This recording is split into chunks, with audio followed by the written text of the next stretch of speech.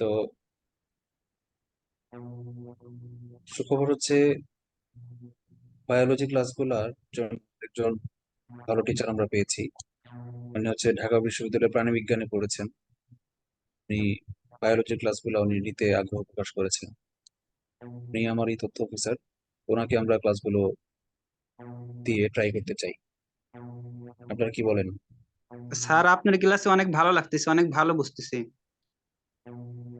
তাই তাহলে চেঞ্জ না করবো বলতেছেন? না, জি স্যার। পরিবর্তন দরকার এনামুল। হ্যাঁ, এনামুল বলুন, কি বলছো? পরিবর্তন হলেও খারাপ হয় না, ওনার ক্লাসটা একটু দেখা উচিত, আমরা যেহেতু একটু ট্রাই করি, উনি ট্রাই করে সংশ্লিষ্ট দেখি। সাবজেক্টে কিন্তু উনি আপনার থেকে বেশি দক্ষ। হুম, সেটাই। এখন দ্বিতীয় কথা হচ্ছে, আমরা অনেকেই ফোন দিয়ে ক্লাসে জয়েন করছি, আপনার 12 ঘন্টা শীটটা আমাদের জন্য একটু কষ্টকর হয়ে যাচ্ছে। তাহলে কি পুরো ফাইলটাকে বাড়ায় ফেলবো? আপনি যেহেতু বরঞ্চ এটা, আমাদের ওই ইন্ডিভিজুয়াল ফাইলটা দিয়ে ক্লাস নেন, সমস্যা নেই, আমাদের একটু কষ্ট হলেও এটার সুবিধাটা অনেক বেশি পাবো। তাই না? হ্যাঁ, কারণ বেশিরভাগই ফোন দিয়ে জয়েন হয়েছি আমরা, তো একটু কষ্ট হয়ে যায়। স্যার, ঠিক আপনি আছে, তাহলে ভূগোল আমি ক্লাস করেন না স্যার? ওই দিন ভূগোল ক্লাস নিয়েছিলেন যে, আপনি অনেক ভালো বুঝাইছিলেন। ভূগোলটার কারণ হচ্ছে স্টাডি করা হয়েছে অল্প। গুগলের ব্যাপার আছে। গুগলের ব্যাপার হচ্ছে কি, যে ওই চ্যাপ্টারটা নিয়ে আমি একটু স্পেশালি স্টাডি করেছি। সব চ্যাপ্টার তো আর আমি এত ভালো গুগল বোঝাইতে পারবো না, প্রথম বিষয়। আর সেকেন্ড বিষয় হচ্ছে ওই চ্যাপ্টারটা বেশি ইম্পর্টেন্ট। এটা কি 16 ঘন্টার তোমার? হ্যাঁ। হ্যাঁ, এটা 16 ঘন্টা, এটা দিয়ে ক্লাস নিলে তো ক্ষতি কম। সেকেন্ড বিষয় হচ্ছে যে ভূগোলের সবগুলো চ্যাপ্টার আমার পক্ষে নতুন করে স্টাডি করে পড়ানোও সম্ভব না। আর অন্যগুলা চ্যাপ্টার গুলোতে তেমন বোঝানোর কিছু নাইও। শুধু ওই অক্ষাংশ দ্রাঘিমাংশের চ্যাপ্টারটাই একটু সাইন্টিফিক, একটু স্পেশাল। এই জন্য জি ওইটা স্যার। আমি টাচ করেছি। তো ক্লাস যেই নেক না কেন, ধরো সায়েন্স ক্লাসে যদি অন্য কোনো টিচার নেয়, বা ভূগোল ক্লাসে যদি অন্য টিচার নেয়, যে জিনিসগুলো একটু বোঝানোর, যেমন অক্ষাংশ দ্রাঘিমাংশ, তারপর হচ্ছে জোয়ার ভাটার বিষয়গুলো, এগুলো আমি আলাদা করে আপনাদের বোঝাবো, এটা নিয়ে আপনাদের টেনশন নেই। আর যেগুলো মুখস্থ করার, হ্যাঁ, কোন নদী কোথায়, কোন উপসাগর কোথায়, কোন লাইন কোথায়, ম্যাকমোহন লাইন কোথায়, সোনোরা লাইন কোথায়, এগুলো তো আর আমার আলাদা করে পড়ানোর কিছু নাই, মুখস্থ করার বিষয়। যেগুলো বোঝানোর, এগুলো আমি আপনাদের ক্লাস নিব, বোঝাবো। এমনকি আপনাদের কোর্স তো শেষ হয়ে যাবে ইয়ার আগে, পরীক্ষার আগে। তখন আপনাদের আমি আরো সব সাবজেক্টের 4টা 5টা এক্সট্রা ক্লাস নিব। অলরেডি আমি 4টা সাবজেক্ট ক্লাস নিচ্ছি। আইডিয়া করতে পারেন, সায়েন্স নিচ্ছি আমি, ম্যাথ নিচ্ছি আমি, মেন্টাল এবিলিটি নিচ্ছি আমি, নৈতিকতা, মূল্যবোধ, সুশাসন নিচ্ছি আমি। 130টা ক্লাসের মধ্যে 60টা ক্লাসই আমার। বুঝতে পারছেন? এই জন্য সায়েন্সের যে 4টা 5টা ক্লাস হবে বায়োলজি, সায়েন্সের সব না কিন্তু, অনলি বায়োলজির ক্লাসগুলো আমি তাকে একটু দিতে চাই। দেখা যাক কি হয় পরে। আপনাদের যদি খারাপ লাগে অসুবিধা নাই, আমি তো আছি। জি প্রয়োজন আমরা স্যার। 1 ক্লাস 2 বার নিবো, অসুবিধা আছে? স্যার, উনি কি 41 বিসিএস এ হ্যাঁ, রিকমেন্ডেড হ্যাঁ, হ্যাঁ। হয়েছে তথ্য হ্যাঁ, পেটার? হ্যাঁ, নতুন আপনি ছবি রিকমেন্ডেড না, ছবি দিছিলেন। আগে রিকমেন্ডেড ছিল, নতুন জয়েন করেছে অলরেডি। ও আমার আচ্ছা অফিসে আচ্ছা। জয়েন করেছে। হ্যাঁ হ্যাঁ, দেখেছি স্যার, ছবি দিছিলেন। 41 বিসিএস থেকে। জি স্যার। আর ওনার কথাবার্তা ভালো লেগেছে আমার কাছে, আচার আচরণ attitude। আশা করি উনি ভালো নিবেন, মানে খারাপ করবেন না। এবং খুব আগ্রহী, ইয়াং তো, ইয়াং অফিসার তো, খুবই মানে এনার্জেটিক। হ্যাঁ। তো আমি আশা করি যে সে, যখন আমি তাকে বললাম, সে খুব পজিটিভলি নিবে এবং খুব আগ্রহ প্রকাশ করলো সে। তো আশা করি সে মানে আমার চেয়েও ভালো ক্লাস নিবে। আচ্ছা, আমরা শুরু করি, দেরি না করি, আমার আজকে একটু আর্লি শেষ করতে হবে। আমার একটু হাসপাতালে যেতে হবে, এই জন্য আমি একটু দ্রুত টানবো আর কি। আমরা বিজ্ঞানের, জীববিজ্ঞান বাদ দিয়ে পদার্থ রসায়নের প্রথম প্রথম অধ্যায় থেকে শুরু করি। আজকের অধ্যায়ের নাম হচ্ছে পদার্থের অবস্থা ও গঠন, পরমাণুর গঠন। এটা আসলে এটার পদার্থ না রসায়ন, এটা কেউ বলতে পারবে না। এটা পদার্থ বিজ্ঞানেও আছে, রসায়ন বিজ্ঞানেও আছে। আমরা এটা পদার্থ না রসায়নে চিন্তা না করি, হিসাব করি পদার্থ কি। প্রথম হচ্ছে পদার্থ এবং শক্তির মধ্যে পার্থক্য। আমরা এই সায়েন্সের শিটটাতে বোর্ড বইকে প্রাধান্য দিয়েছি, এই জিনিসগুলো বোর্ড বই থেকে নেওয়া। তো পদার্থ জিনিসটা কি? পদার্থ হচ্ছে যার ভর আছে এবং যে স্থান দখল করে, তাকেই পদার্থ বলা হয়। আর শক্তির ভর নাই এবং সে স্থান দখল করে না। এই দুইটাই হচ্ছে পদার্থ এবং শক্তির মধ্যে পার্থক্য। উদাহরণ হচ্ছে বাতাস, পানি, এগুলো হচ্ছে পদার্থ। তাপ, আলোক, বিদ্যুৎ, এগুলো হচ্ছে শক্তি। এগুলো ক্লাস 8 এর বিজ্ঞান বই। পদার্থ সাধারণভাবে তিনটি অবস্থায় থাকতে পারে, এটাই সব বই আছে। কঠিন, তরল, বায়বীয়, এটা আমরা জানি। কিন্তু পদার্থের আরেকটা বিশেষ অবস্থা রয়েছে, চতুর্থ অবস্থা বলা হয়, ফোর্থ স্টেট অফ ম্যাটার বলা হয়, সেটা হচ্ছে প্লাজমা স্টেট। প্লাজমা জিনিসটা কি? যদি বলা হয় যে আগুন, আগুন কি তরল না গ্যাস? কে বলতে পারবেন? তরল না গ্যাস না, এটা মাঝামাঝি একটা স্টেট। তরল এবং কঠিনের মাঝামাঝি একটা স্টেট হচ্ছে প্লাজমা। যদি বলি টুথপেস্ট, এটা কঠিন না তরল? এটা তরল, যদিও এটাকে দেখে মনে হবে কঠিন তরলের মাঝামাঝি, বাট এটা হচ্ছে উম বলা যায় যে অধিক সান্দ্রতা বিশিষ্ট তরল পদার্থ বলতে পারি। অধিক ঘনত্বের, অধিক ভিসকোসিটির তরল, এটা সত্য। বাট যেগুলো তরল আর গ্যাসের মাঝামাঝি, যেমন আগুন বা চার্জিত গ্যাস, নক্ষত্র, আগুন যে জ্বলতেছে, পৃথিবীর সকল নক্ষত্র, স্যার, এগুলা আগুন কি? কি পদার্থ হয় নাকি স্যার? মানে হ্যাঁ, পদার্থের সংজ্ঞার সাথে কিভাবে আগুন মিলে স্যার? আগুনের তো আগুন নির্দিষ্ট হচ্ছে প্লাজমা, প্লাজমা। মানে এটাকে পদার্থ ধরা যায় কিনা যেটা বলতেছি স্যার। হ্যাঁ, আগুন পদার্থ, নিঃসন্দেহে আগুন পদার্থ। আগুন থেকে যেগুলো উদ্গীরিত হয়, তাপ এবং আলো, ওগুলো হচ্ছে শক্তি। বাট আগুন যেটা নিজে যেটা জ্বলতেছে, সে কিন্তু পদার্থ, সে গ্যাস। হ্যাঁ, চার্জিত বা উত্তপ্ত গ্যাসকে প্লাজমা বলা হয়। আমাদের যে পৃথিবীর সকল নক্ষত্র, আমরা এই মহাবিশ্বের অধিকাংশ জায়গায় প্লাজমা। 0.00001% হবে কঠিন তরল বায়ু মিলে, আর 99.9999 আনলিমিটেড 9%ই হচ্ছে কি? প্লাজমা। আচ্ছা, আমাদের যে টিউব লাইট আছে এখন, যে এনার্জি সেভিং লাইট, আগের যে এনার্জি সেভিং লাইট, পেঁচানো যে এনার্জি সেভিং বাল্ব গুলো, অথবা লম্বা যে টিউব লাইট ছিল, এখন তো লম্বা লাইট গুলো এলইডি। বাট আগে যে গোল টিউব, প্লাস্টিকের ছিল, কাচের ছিল, বাড়ি দিলে ভেঙে যেত, ওই টিউবলাইট গুলোর ভিতরে কি থাকতো অ্যাকচুয়ালি? বা ওই এনার্জি সেভিং বাল্ব গুলোর ভিতরে কি থাকতো? চার্জিত গ্যাস থাকতো, ওগুলোও প্লাজমা। আচ্ছা, প্লাজমা সম্পর্কে আমরা একটু বুঝলাম। হ্যাঁ, আমরা সাধারণ কথায় চলে আসি এখন, কঠিন তরল বায়ু জিনিসটা কি। যে সকল পদার্থ নির্দিষ্ট আয়তন ও নির্দিষ্ট আকার এবং দৃঢ়তা আছে, এগুলাই হচ্ছে কঠিন পদার্থ। এটা হচ্ছে আমরা বাহ্যিক দৃষ্টিকোণ। আর আমরা যদি মলিকুলার লেভেলে চলে যাই, গভীরে চলে যাই, ঘটনা কি, কেন সে এমন, কেন তার দৃঢ়তা আছে, কেন নির্দিষ্ট আকার আছে, কেন নির্দিষ্ট আয়তন আছে, এটা হচ্ছে মলিকুলার লেভেল। এর কারণ হচ্ছে এর অণুগুলো, কঠিন পদার্থের অণুগুলো পরস্পরের সাথে খুব সন্নিকটে অবস্থান করে। আরো স্পেসিফিক্যালি বললে, একটা আর একটার সঙ্গে টাচ করে থাকে, এটাকে প্লাজমা বলা হয়। যেমন সাপোজ আমি যদি একটা তুলনামূলক চিত্র আঁকি।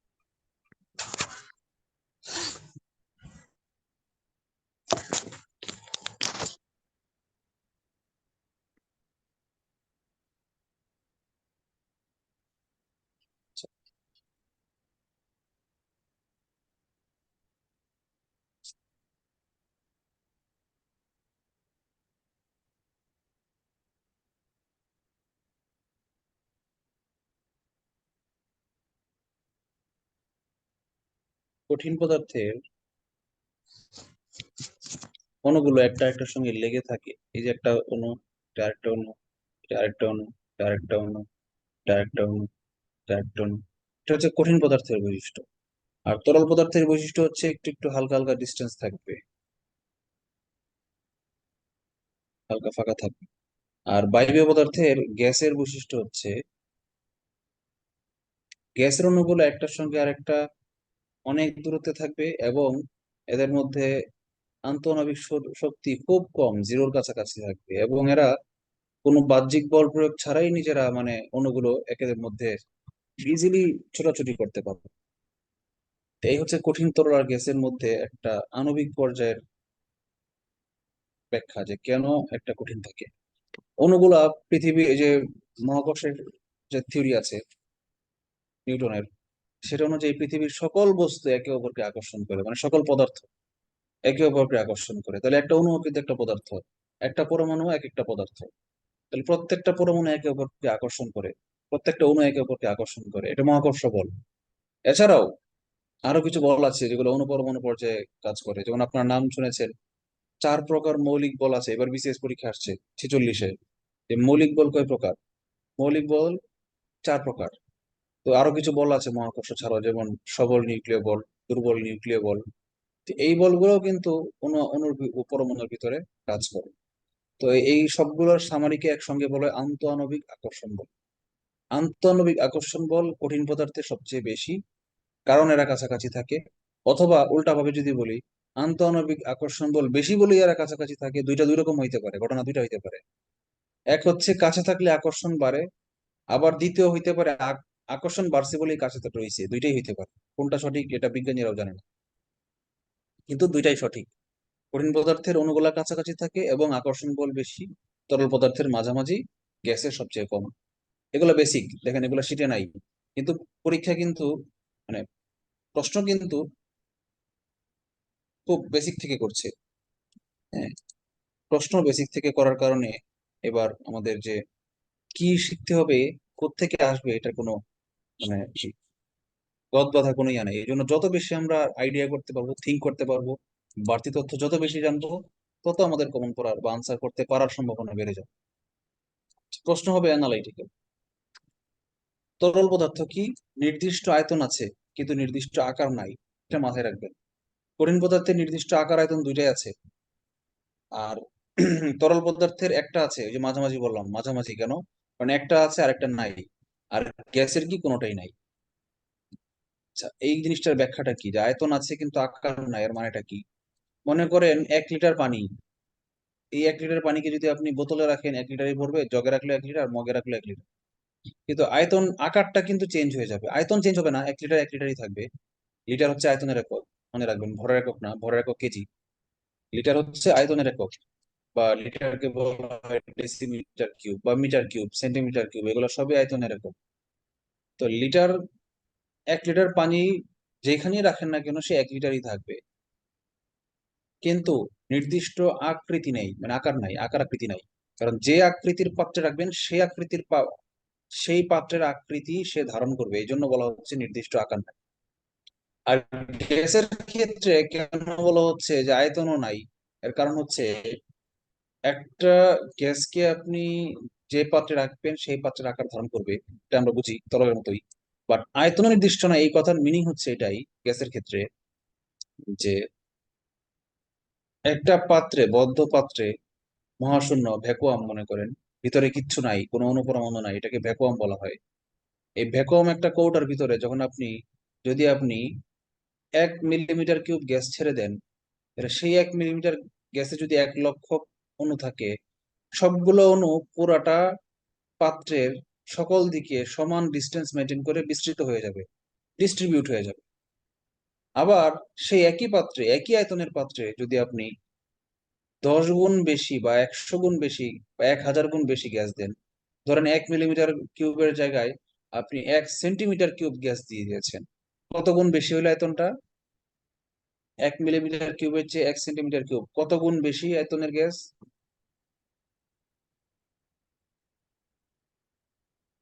বলেন, আপনারা আমার সাথে আছেন কিনা, এই জন্য প্রশ্নটা করেছি। কে বলতে পারেন?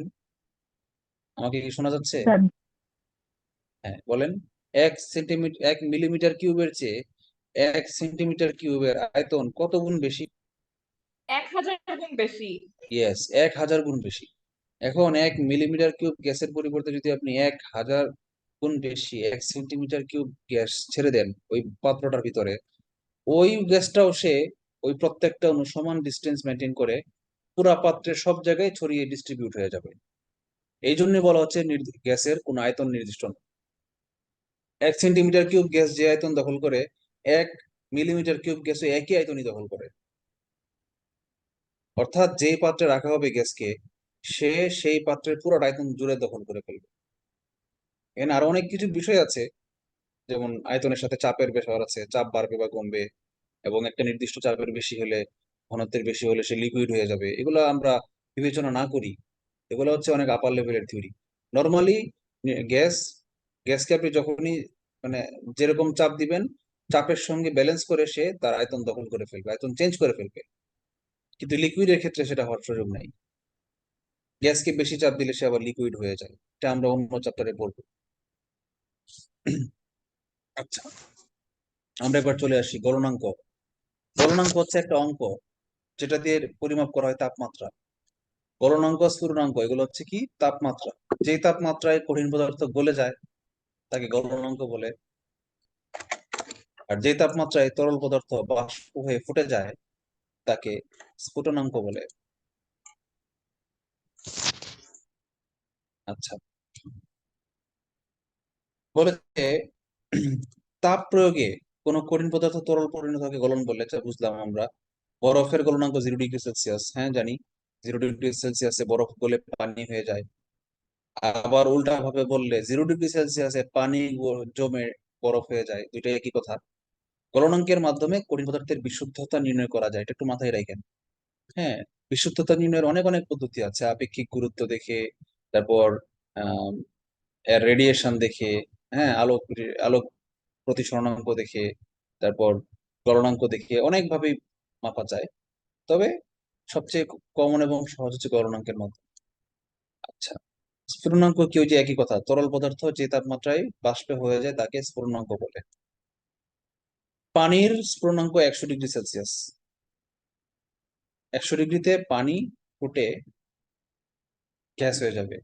আবার যদি উল্টা বলি যে বাষ্পের হিমাঙ্ক কত, সেটাও আবার 100 ডিগ্রি সেলসিয়াস। মানে 100 ডিগ্রি সেলসিয়াসে উত্তপ্ত বাষ্প আছে, মনে করেন 500 ডিগ্রি সেলসিয়াসের বাষ্প আছে, সুপার হিটেড স্টিম।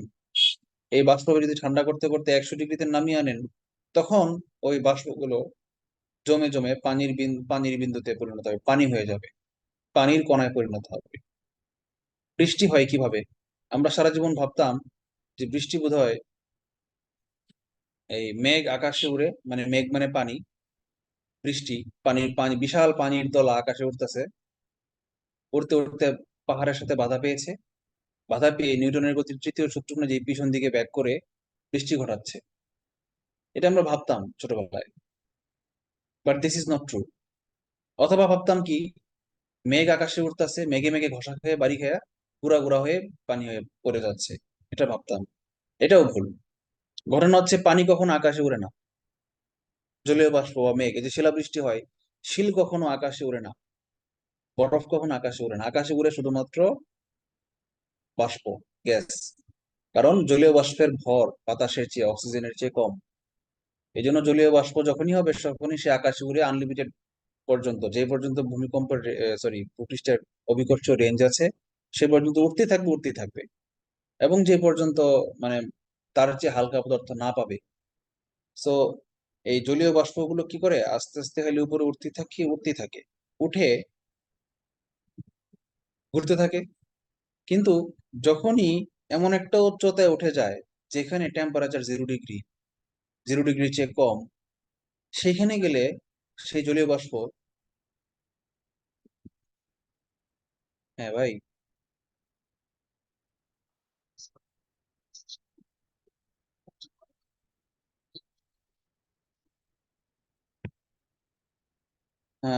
যেগুলো বড় টেবিল, কোনো দাগ নাই, এগুলো সব।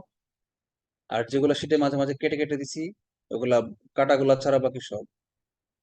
কিন্তু যেগুলাতে দাগ দেই নাই সেগুলো, আর যেগুলাতে আবার একটু একটু দাগ দিছি, সেগুলাতে আবার শুধু সেইটুকুই, সেই পৃষ্ঠাগুলাই।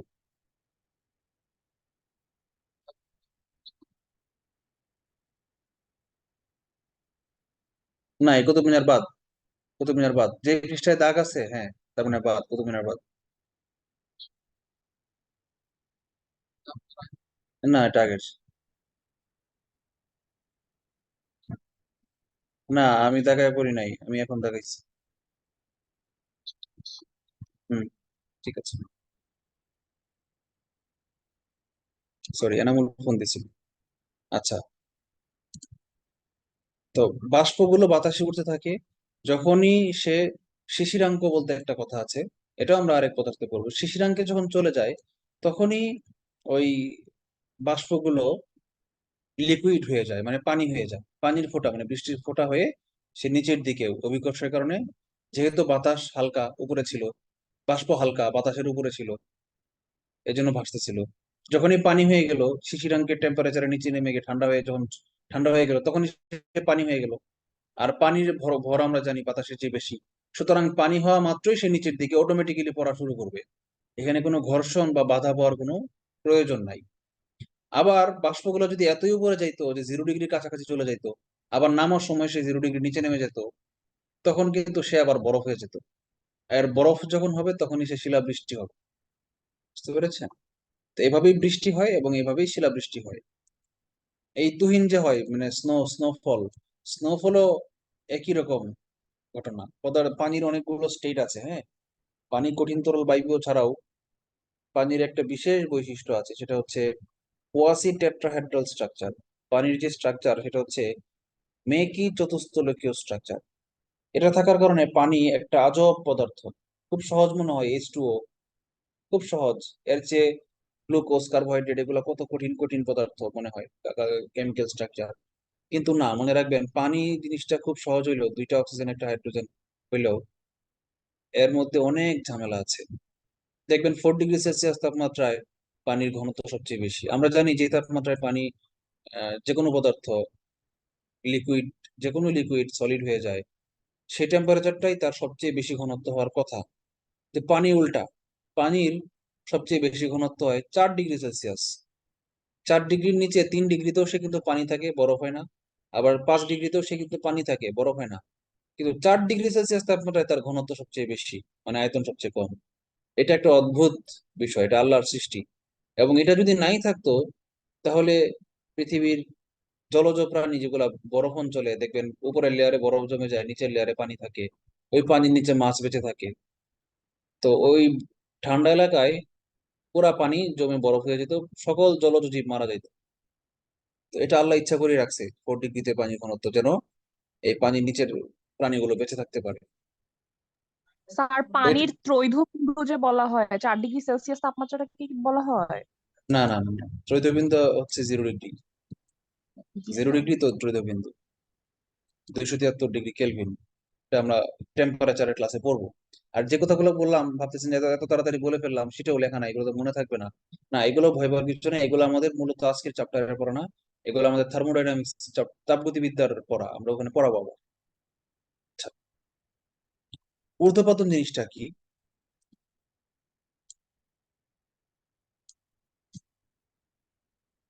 নিয়ে গেল কেন? কঠিন থেকে তরল না হয়ে সরাসরি বায়বীয় পদার্থে পরিণত হওয়া। এটা ঊর্ধ্বপতন। হ্যাঁ, আপনি যেটা বলছেন এখানে, এটা হচ্ছে যে কোনো পদার্থ তাপ দিলে তা সরাসরি বাষ্প হয়ে যায়, লিকুইড স্টেট হয় না, এটাকেই ঊর্ধ্বপতন বলা হয়। যেমন কর্পূর, হ্যাঁ, গন্ধক, গন্ধক মানে সালফার, গন্ধক মানে হচ্ছে,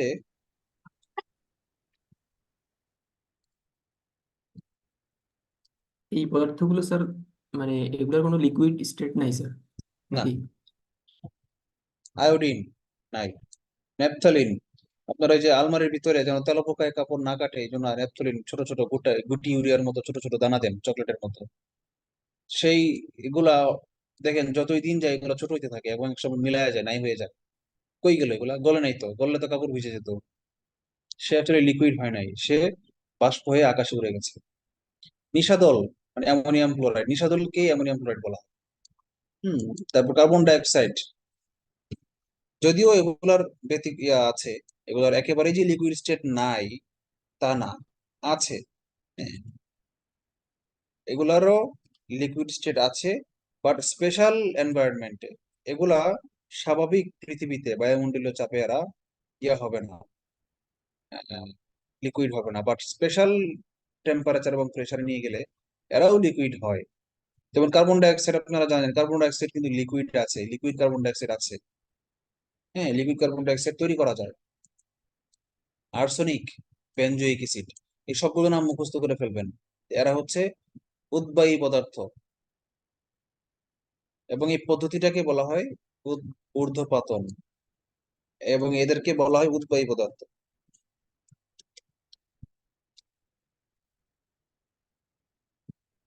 আচ্ছা, পদার্থের শ্রেণী বিভাগ আমরা একটু দেখি। যে পদার্থকে দুই ভাগে ভাগ করা যায় মোটা দাগে, একটা হচ্ছে মিশ্রণ আর একটা হচ্ছে খাঁটি বস্তু, যেখানে কিছু মিশানো হয় না। একটাই বস্তু আমি চোখের সামনে দেখতে পাচ্ছি, সেটাকে বলা হয় খাঁটি বস্তু। আর দুইটা জিনিসকে যদি মিশাই দিই, সাপোজ চিনি আর পানি মিশাই দিলাম, এটাকে বলা হয় শরবত। এই শরবত হচ্ছে একটা মিশ্রণ।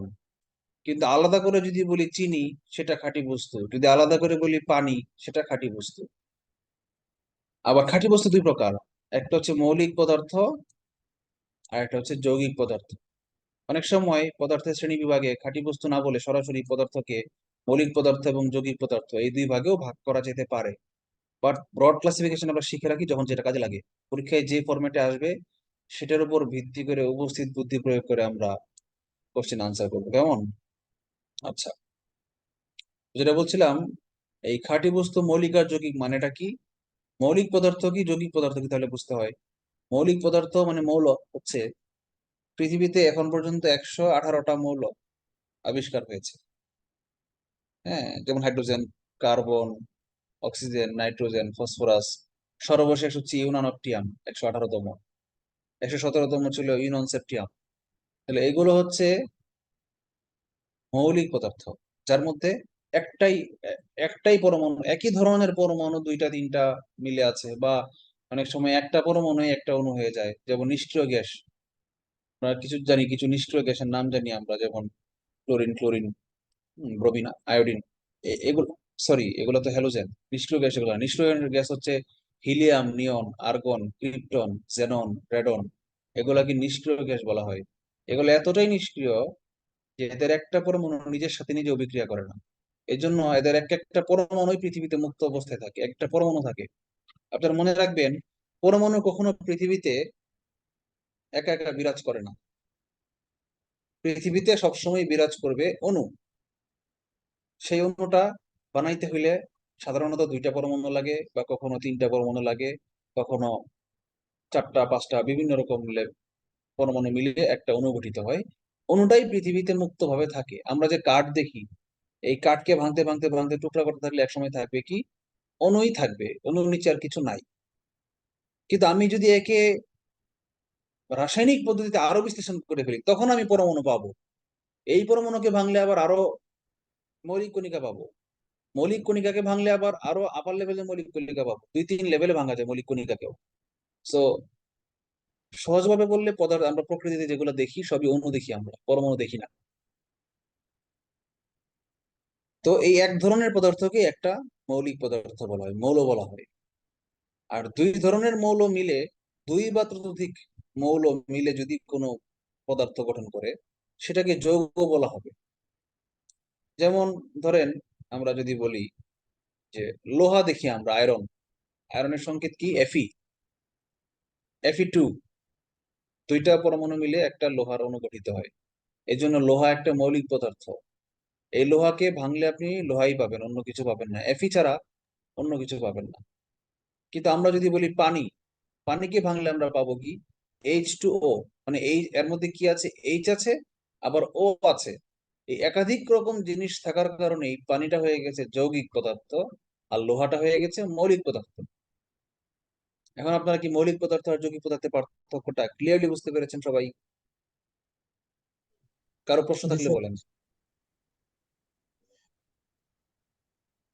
আচ্ছা, আমরা মৌলিক আর যৌগিক পদার্থ বললাম। মৌলিক পদার্থ 118টা, আর যৌগিক পদার্থ আনলিমিটেড।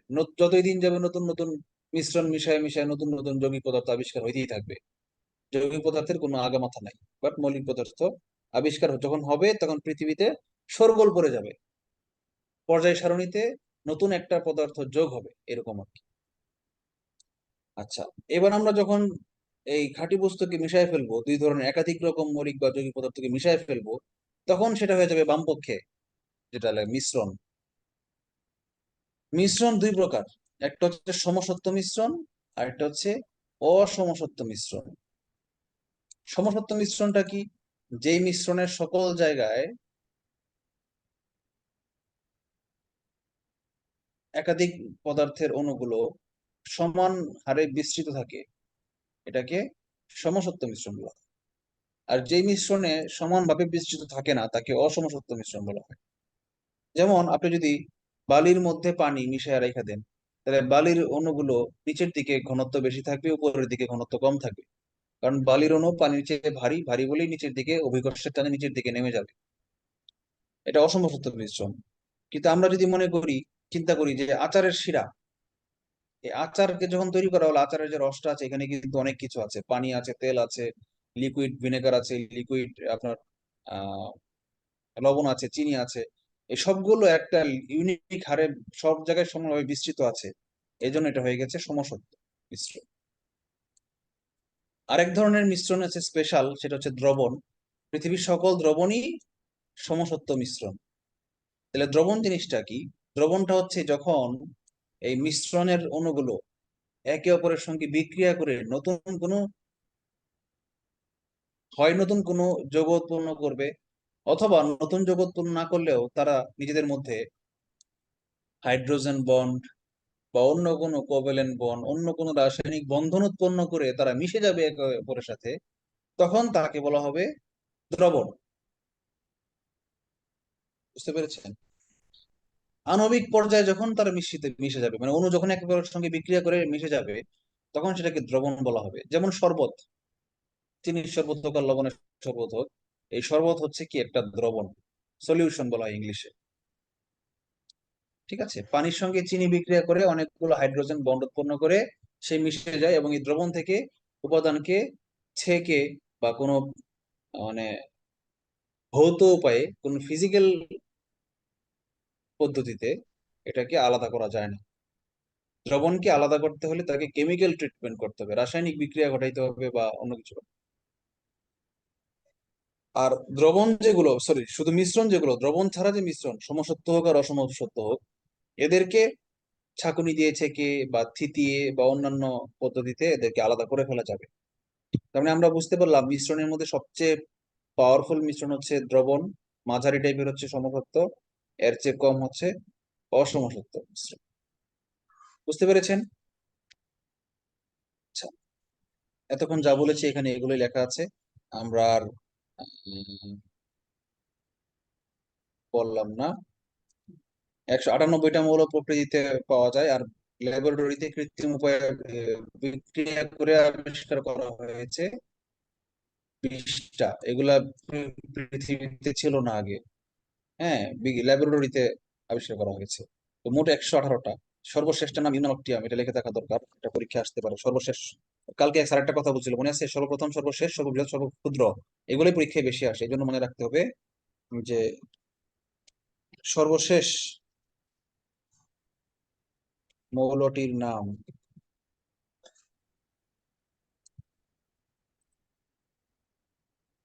একশো 18তম মৌলটির নাম কি বললেছি একটু আগে?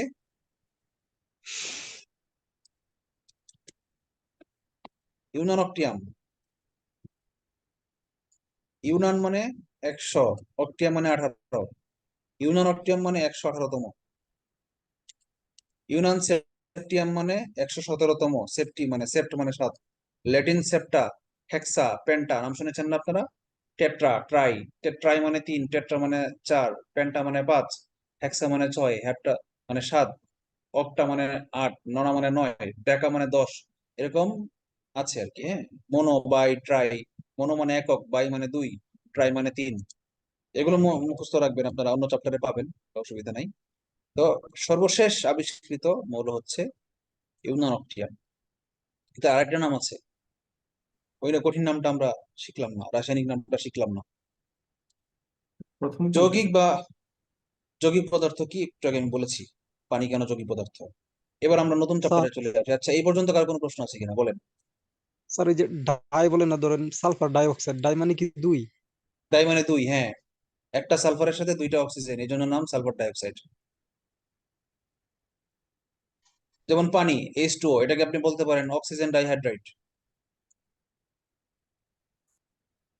ওয়াটার হচ্ছে তার নর্মাল নাম, আর অক্সিজেন ডাইহাইড্রেট হচ্ছে তার কেমিক্যাল নাম। ইউনানপ্টিয়াম হচ্ছে তার ইংলিশ নাম, কমন নাম। আর এটার রাসায়নিক নামটা আমি ভুলে গেছি, দেখি আমি একটু গুগলে সার্চ করে গুগল কি বলে। ইউনানপ্টিয়ামের কেমিক্যাল নামটা আমার এই মুহূর্তে এক্স্যাক্টলি মনে নাই।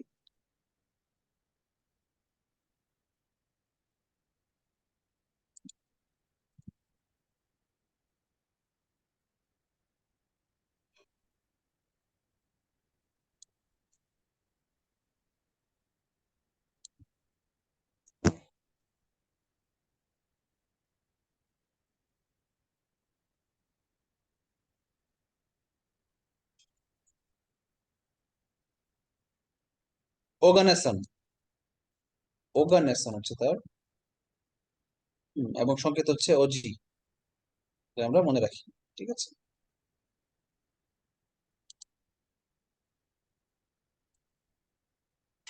ওগানেসন বা অর্গানেসন। ঠিক আছে,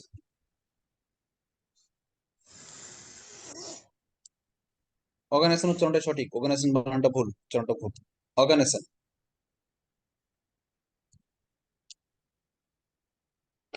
ওজি হচ্ছে তার প্রতীক, যেমন এইচ হচ্ছে হাইড্রোজেনের প্রতীক, ও হচ্ছে হাইড্রোজেনের অক্সিজেনের প্রতীক, একই রকম এন হচ্ছে সোডিয়ামের প্রতীক, একই রকম ওজি হচ্ছে অর্গানেশনের প্রতীক বা ইউনিয়ন অফ টিয়ামের প্রতীক।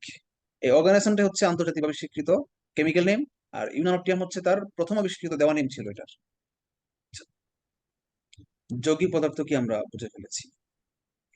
আমরা পদার্থের পরিবর্তনে চলে যাই। পদার্থের পরিবর্তন প্রধানত দুই প্রকার, ভৌত পরিবর্তন এবং রাসায়নিক পরিবর্তন। যেই পরিবর্তনের ফলে শুধু বাহ্যিক অবস্থা পরিবর্তনে তাকে ভৌত পরিবর্তন বলে। যেমন এটা পরীক্ষায় আগে প্রচুর আসতো, এখন কম আসে, এখন কঠিন লেভেলের কোশ্চেন আসে, তারপরও শিখে রাখা দরকার। পানিকে ঠান্ডা করে যখন আমরা বরফ বানায় ফেলবো, তখন সেটা একটা ভৌত পরিবর্তন হবে। ভৌত পরিবর্তনের বৈশিষ্ট্য হচ্ছে ভৌত পরিবর্তনকে সহজে পিছনের জায়গায় ফিরিয়ে আনা যায়, এটাকে বলা হয় প্রত্যাবর্তী প্রক্রিয়া। আর রাসায়নিক পরিবর্তনকে বলা হয় অপ্রত্যাগামী প্রক্রিয়া বা অপ্রত্যাবর্তী প্রক্রিয়া, সহজে পিছনে ফিরিয়ে আনা যায় না। তো পানিকে ঠান্ডা করলে যেমন বরফ হয়ে যায়, এই বরফকে তাপ দিলে আবার পানি হয়ে যায়, এই জন্য এই দুইটাই কি ভৌত পরিবর্তন। আবার একটা লোহার টুকরাকে চুম্বক দ্বারা ঘষলে কি হয়, চুম্বক হয়ে যায়, পদার্থের কোনো রাসায়নিক পরিবর্তন হচ্ছে না। কিন্তু আবার যখন আমি উল্টা ভাবে ঘষবো, উল্টা চুম্বক মেরু প্রয়োগ করব, সেই চুম্বক পদার্থ তার চুম্বকত্ব হারায় ফেলবে। তাপ দিয়ে যখন মোমকে গলায় ফেলবো, মানে এক কথায় গলন বাষ্পীভবন এগুলো সবই কি ভৌত পরিবর্তন। বৃষ্টি পড়া, বৃষ্টি যখন পড়ালেখা করে তখন তার কিছু ভৌত পরিবর্তন হয়। বৃষ্টি যখন আকাশ থেকে পড়ে যায়, তার জাস্ট অবস্থান পরিবর্তন হয়, তার রাসায়নিক কোনো স্ট্রাকচার পরিবর্তন। কিন্তু রাসায়নিক পরিবর্তন হচ্ছে সেটা যেখানে কোনো কেমিক্যাল রিয়াকশন ঘটবে, তার সংকেত চেঞ্জ হয়ে যাবে। H2O যখন H3O হয়ে যাবে, তখন তাকে বলা হবে রাসায়নিক পরিবর্তন। যেমন দুধকে ছানায় পরিণত করা হয় যখন, তখন দুধ আর ছানা কিন্তু একই জিনিস না। কেউ ভাববেন না যে দুধকে জমাইলেই ছানা হয়ে যায়, এটা ভাববেন না। দুধকে ডিপে রেখে দিলেন তো ডিপ ফ্রিজে, দেখবেন ছানা হবে না, দই হবে না, দুধ দুধই থাকবে, জাস্ট সলিড হয়ে যাবে। ছানা করতে গেলে তাকে তার মধ্যে কিছু অ্যাসিড দিতে হয়, দিয়ে তার দুধের কেমিক্যাল স্ট্রাকচার চেঞ্জ করতে হয়।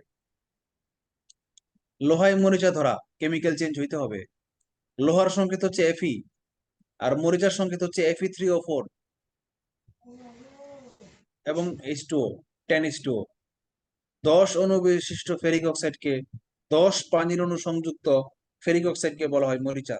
তার মানে কি, মরিচার মধ্যে অক্সিজেন যোগ হয়েছে, পানি যোগ হয়েছে, মানে কেমিক্যাল পরিবর্তন চেঞ্জ হয়ে গেছে।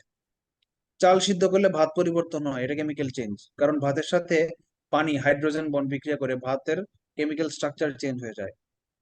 দিয়াশলাইয়ের কাঠি জ্বালানো বা মোমবাতি জ্বালানো, মোমবাতির দহন, দহন মানে কি জানেন, যে কোনো কিছুকে আগুন দিয়ে পুড়ায় দেওয়াকে দহন বলে, মানে অক্সিজেনের উপস্থিতিতে কোনো কিছুকে পোড়ানোকে দহন বলে।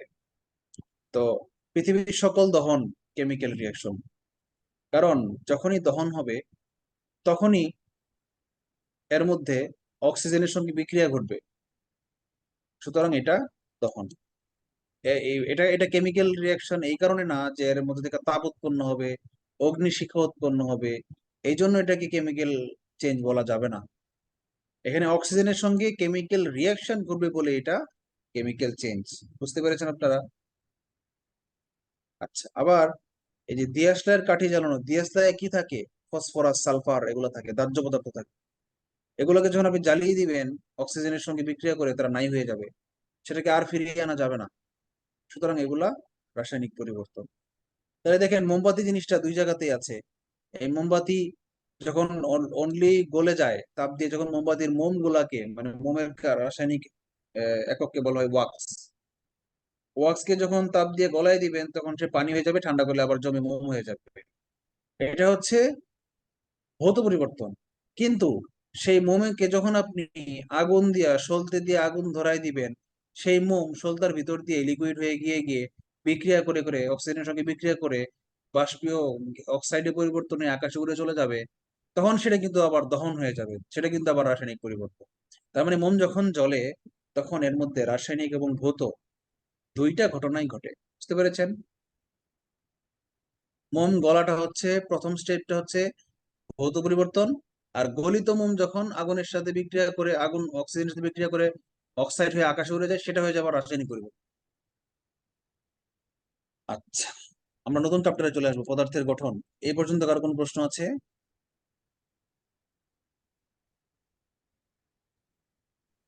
নাই? স্যার মরিচের সংকেতটা আরেকবার একটু যদি বলতেন। অন্য চ্যাপ্টারে আছে, এখানে বলতে লাভ নাই। মরিচা না, এরকম প্রায় কয়েকশো পদার্থের সংকেত আমাদের আরেকটা চ্যাপ্টারে আছে। Sir Fe3O4 × 10:2। সর্বপ্রথম মৌল কোনটা স্যার? কি কি? সর্বপ্রথম মৌল স্যার এটা মানে কয়েক জায়গায় হাইড্রোজেন। পড়ছিলাম। 1 নাম্বার হাইড্রোজেন, মানে পর্যায় সারণীর প্রথম যে মৌল 1 নাম্বার, সেটা হচ্ছে হাইড্রোজেন। না স্যার, সেটা বলতেছি না স্যার, সর্বপ্রথম আবিষ্কৃত মৌল কোনটা স্যার? এটা তো আমার জানা নাই। এটা তো একটা মারাত্মক কোশ্চেন করেছেন। দেখি তো আমরা একটু গুগলে সার্চ দিয়ে, প্রথম কোন মৌলকে আবিষ্কার করেছে। এটা একসঙ্গে তো একটা মৌল আবিষ্কার করার কথা না, একসাথে অনেকগুলো মৌল আবিষ্কার করার কথা। মৌল এবং পর্যায় সারণীর যে ধারণাটা আসছে, এটা তো অনেক পরের ঘটনা। হ্যাঁ, ধারণা করা হয় কপার নাকি সর্বপ্রথম আবিষ্কৃত হয়েছে স্যার। দেখি। খ্রিস্টপূর্ব মৌল নয় ইংরেজি কি? হাজার এলিমেন্ট, ম্যাটার না, এলিমেন্ট। স্যার এটা তো ইনভেন্টেড না স্যার, ডিসকভার। এক কথাই। ফসফরাস। 1649 খ্রিস্টাব্দে হেনিং ব্র্যান্ড ডিসকভার্ড ফসফরাস।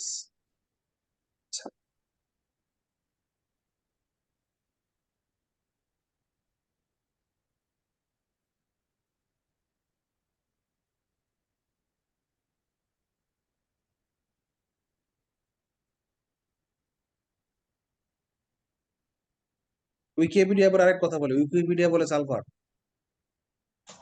উইকিপিডিয়া বলে সালফার।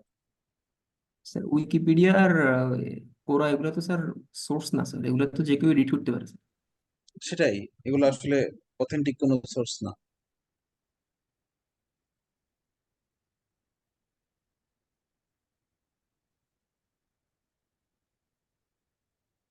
নাই, এখানে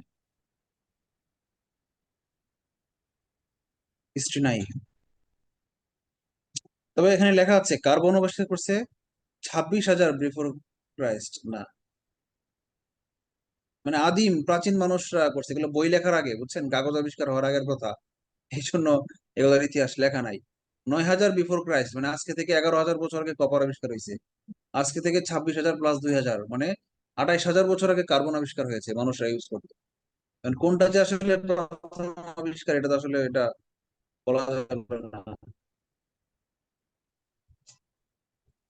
আমরা এগুলোতে না যাই, আমরা এতে চলে আসি, পড়ায় চলে আসি।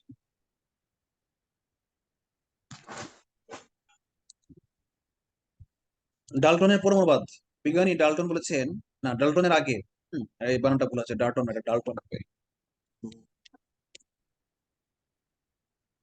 বিজ্ঞানী ডেমোক্রিটাস খ্রিস্টপূর্ব ৫ম শতাব্দী মানে আজকে থেকে ২৫০০ বছর আগে বলেছেন, সকল পদার্থ অবিভাজ্য কণা দ্বারা গঠিত। সেই কণাগুলোর নাম হচ্ছে কি? অ্যাটমস, মানে পরমাণু। তো ডাল্টন ১৮০৩ সালে এটাকে বৈজ্ঞানিকভাবে ব্যাখ্যা করে, প্রমাণ করে, প্রতিষ্ঠা করেছেন। এই জন্য আধুনিক কেমিস্ট্রির ভিত্তি হচ্ছে ডাল্টনের পরমাণুবাদ। এর জন্য ডাল্টনকে আধুনিক রসায়নের জনক বলা হয়। মনে রাখবেন এটা, হ্যাঁ। তাহলে পরমাণু আর অণু কি? পরমাণু হচ্ছে মৌলিক পদার্থের বৈশিষ্ট্য রক্ষাকারী কণা, আর একাধিক পরমাণু মিলে গঠন করে অণু। অণু হচ্ছে মৌলিক অথবা যৌগিক উভয় পদার্থের বৈশিষ্ট্য রক্ষাকারী কণা। মৌলিক পদার্থের বৈশিষ্ট্য রক্ষাকারী কণা কোনটা? অণু। কখন হয়? যখন একটা পরমাণু আর একটা অণু একই জিনিস হয়। এই যে একটু আগে বললাম নিষ্ক্রিয় গ্যাস, এদের ক্ষেত্রে হচ্ছে অনলি মৌলিক পদার্থের। আর ও সরি, না না না, সরি, ভুল বলতেছি। এই নিষ্ক্রিয় গ্যাস ছাড়াও মৌলিক পদার্থের অণু হয়, যেমন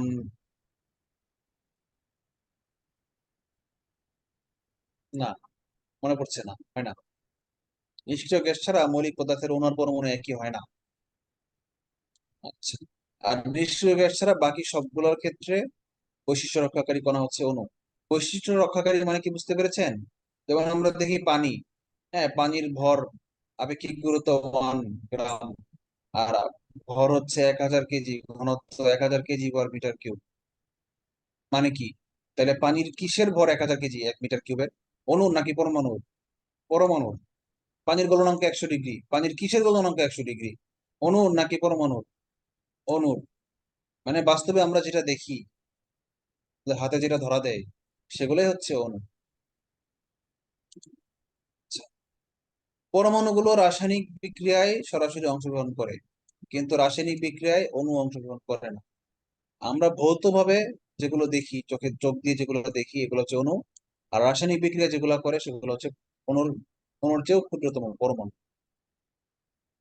পারমাণবিক ভর কি? একটা পরমাণুর ভরকে পারমাণবিক ভর বলে। মুখস্থ রাখবেন এটা, 1.67 × 10⁻²৪ গ্রাম হাইড্রোজেনের। আবার আণবিক ভর কি? একটা অণুর ভরকে আণবিক ভর বলে। যেমন আমরা যদি বলি হাইড্রোজেনের একটা পরমাণুর ভর কত, আনসার হবে এটা। আবার যদি বলি হাইড্রোজেনের একটা অণুর ভর কত, আনসারটা কি হবে বলেন তো? একই তো হবে, ইন্টু না, 3। এটাকে 2 দিয়ে গুণ দিতে হবে, কারণ হাইড্রোজেনের অণুতে কি থাকে? 2 থাকে। হাইড্রোজেনের একটা অণুতে কয়টা পরমাণু থাকে? 2টা। 2টা থাকে। তাহলে এটাকে আমার 2 দিয়ে গুণ দিতে হবে। বুঝতে পেরেছেন? জি স্যার।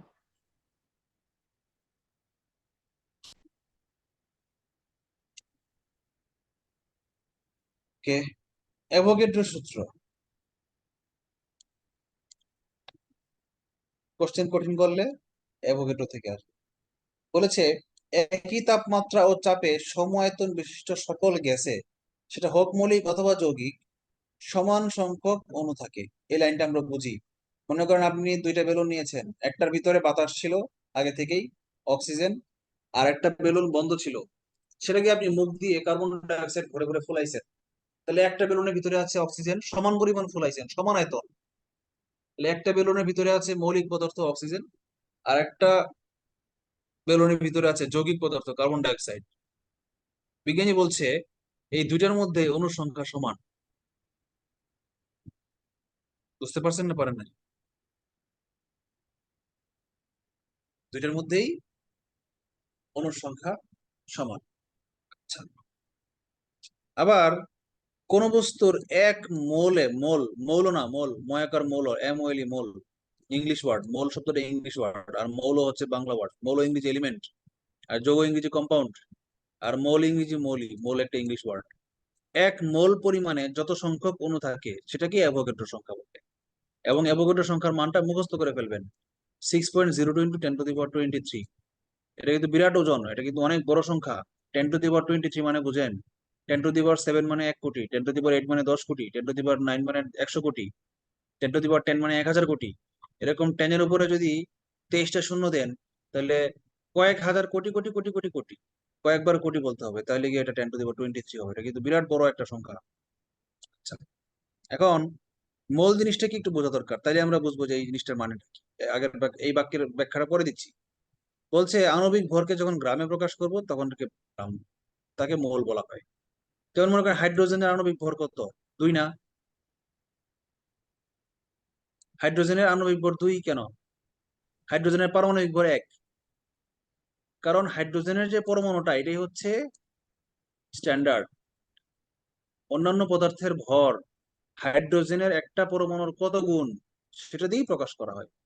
একটা লাইন ছিল দেখেন, এই যে জন ডাল্টন বলেছে কি, হাইড্রোজেনের একটা পরমাণুর ভরকেই পারমাণবিক ভরের একক হিসেবে গ্রহণ করেছিলেন। কারণ তিনি ধারণা করেছিলেন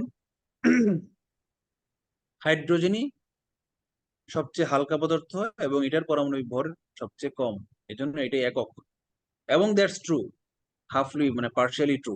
কোন জায়গায় ট্রু না সেটা আমরা পরে বলতেছি, যে আসলে এখন বর্তমানে হাইড্রোজেনের পরমাণু পারমাণবিক ভরের একক না, কিন্তু এটা বর্তমানে কি সেটা একটু পরে বলতেছি। বাট এটুকু আমরা জেনে রাখি যে প্রাথমিকভাবে হাইড্রোজেনের পরমাণুটাকেই, এই এককটাকেই মৌলিক একক ধরা হচ্ছে, এর চেয়ে হালকা আর কিছু নাই, কোনো পরমাণু নাই। আচ্ছা, তাহলে হাইড্রোজেনের একটা পরমাণু ছিল, হ্যাঁ, তাহলে এই যে হাইড্রোজেনের যে পারমাণবিক ভর, একটু আগে বললাম 1.67, আর এখন বলতেছি 1। ব্যাপারটা কি? 1.67 হচ্ছে অরিজিনাল মানে রিয়েল ভর, 10⁻⁻24 গ্রাম। মানে কি বুঝছেন? এটাকে একের পরে 24টা শূন্য দিয়ে ভাগ করতে হবে, অনেক অনেক কম কিন্তু সংখ্যাটা। 0.24টা দিয়ে পরে 1 দিতে হবে, এটা মানে কি অনেক কম। আচ্ছা, কিন্তু এইটাকেই বলা হচ্ছে সমান সমান, মনে মনে এটাকেই বলা হচ্ছে 1 একক, সমান সমান 1। হ্যাঁ, এমইউ। এমইউ মানে কি জানেন? এমইউ মানে হচ্ছে, কে জানেন বলেন তো দেখি, সায়েন্সের স্টুডেন্ট কেউ আছেন নাকি? Atomic mass unit. ইয়েস। আপনি কোন সাবজেক্টে অনার্স করেছেন? স্যার অনার্স পাবলিক অ্যাডমিনিস্ট্রেশনের উপর, কিন্তু এসএসসি এইচএসসি সায়েন্সে ছিল। আচ্ছা, very good very good. Mu হচ্ছে অ্যাটমিক মাস ইউনিট। এটা লিখলাম না কারণ এটা এখন স্বীকৃত না, আগে ছিল স্বীকৃত। এখন কার্বন 12 আইসোটোপকে 1 এর মধ্যে হয়, এটা আমরা পরে বলতেছি। তো এখন এই যে বলা হচ্ছে দুইটা মানে কি বলেন তো, 2 এএমইউ, অ্যাটমিক মাস ইউনিট, এই জন্য এটা আমরা লিখলাম। ঠিক আছে, সুতরাং হাইড্রোজেনের 1 মোল হচ্ছে, এই এএমইউটাকে যখন আমরা এএমইউ বাদ দিয়ে গ্রামে প্রকাশ করে ফেলবো তখনই সেটাকে 1 মোল বলা হবে। যখনই আমরা 2 এএমইউ না বলে বলবো 2 গ্রাম, তখনই সেটা হয়ে যাবে হাইড্রোজেনের 1 মোল। বুঝছেন না বুঝেন নাই? এক কথায় আণবিক ভরকে এমইউ বাদ দিয়ে যখন আমরা গ্রামে প্রকাশ করব, সে প্রাপ্ত গ্রামকেই বলা হয় 1 মোল। হাইড্রোজেনের 1 মোল মানে 2 গ্রাম। এই জন্যই হাইড্রোজেনের 2 গ্রাম গ্যাসে, মানে 2 গ্রাম ভর যে হাইড্রোজেন গ্যাস, সেখানে ওই যে অ্যাভোগাড্রোর সংখ্যা সেই পরিমাণ অণু থাকবে, 6.02 × 10⁻23 অণু থাকবে। ঠিক আছে, এখন অক্সিজেনের আণবিক ভর কত? 32 গ্রাম। কিভাবে বুঝলাম 32 গ্রাম? অক্সিজেনের পারমাণবিক সংখ্যা হচ্ছে 16, আর একটা অক্সিজেন অণুতে থাকে 2টা অক্সিজেন পরমাণু, O2, মানে 32 হচ্ছে আণবিক ভর। অক্সিজেনের পারমাণবিক ভর 16 এমইউ, আর আণবিক ভর হচ্ছে 32 এমইউ। তাহলে 32 এমইউ কে যদি এমইউ বাদ দিয়ে গ্রাম বলি, 32 গ্রাম, এই 32 গ্রামই হবে অক্সিজেনের 1 মোল। আর এই 1 মোলে অক্সিজেনের অণু থাকবে কয়টা? 6.02 × 10⁻23 টা। আচ্ছা, এখন বলেন তো, যদি বলা হয় যে হাইড্রোজেনের একটা পরমাণুর চেয়ে একটা অক্সিজেন গ্যাসের অণু কত গুণ বেশি ভারী, আনসার কি হবে?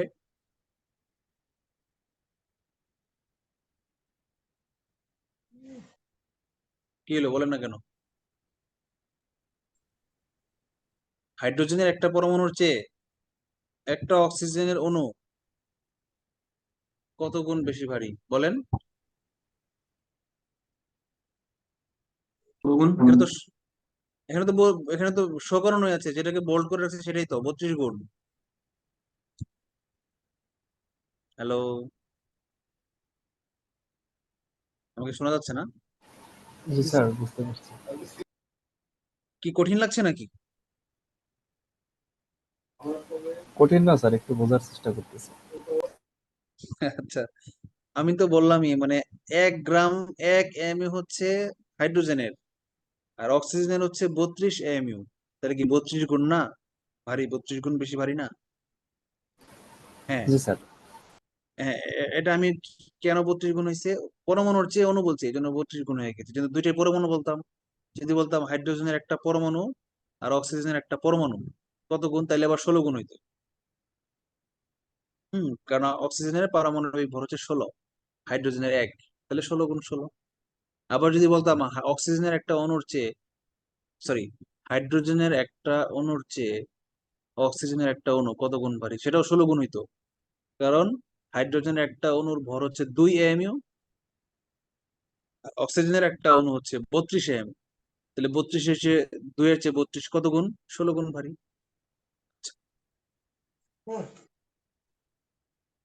কিছু বলবেন, বলেন।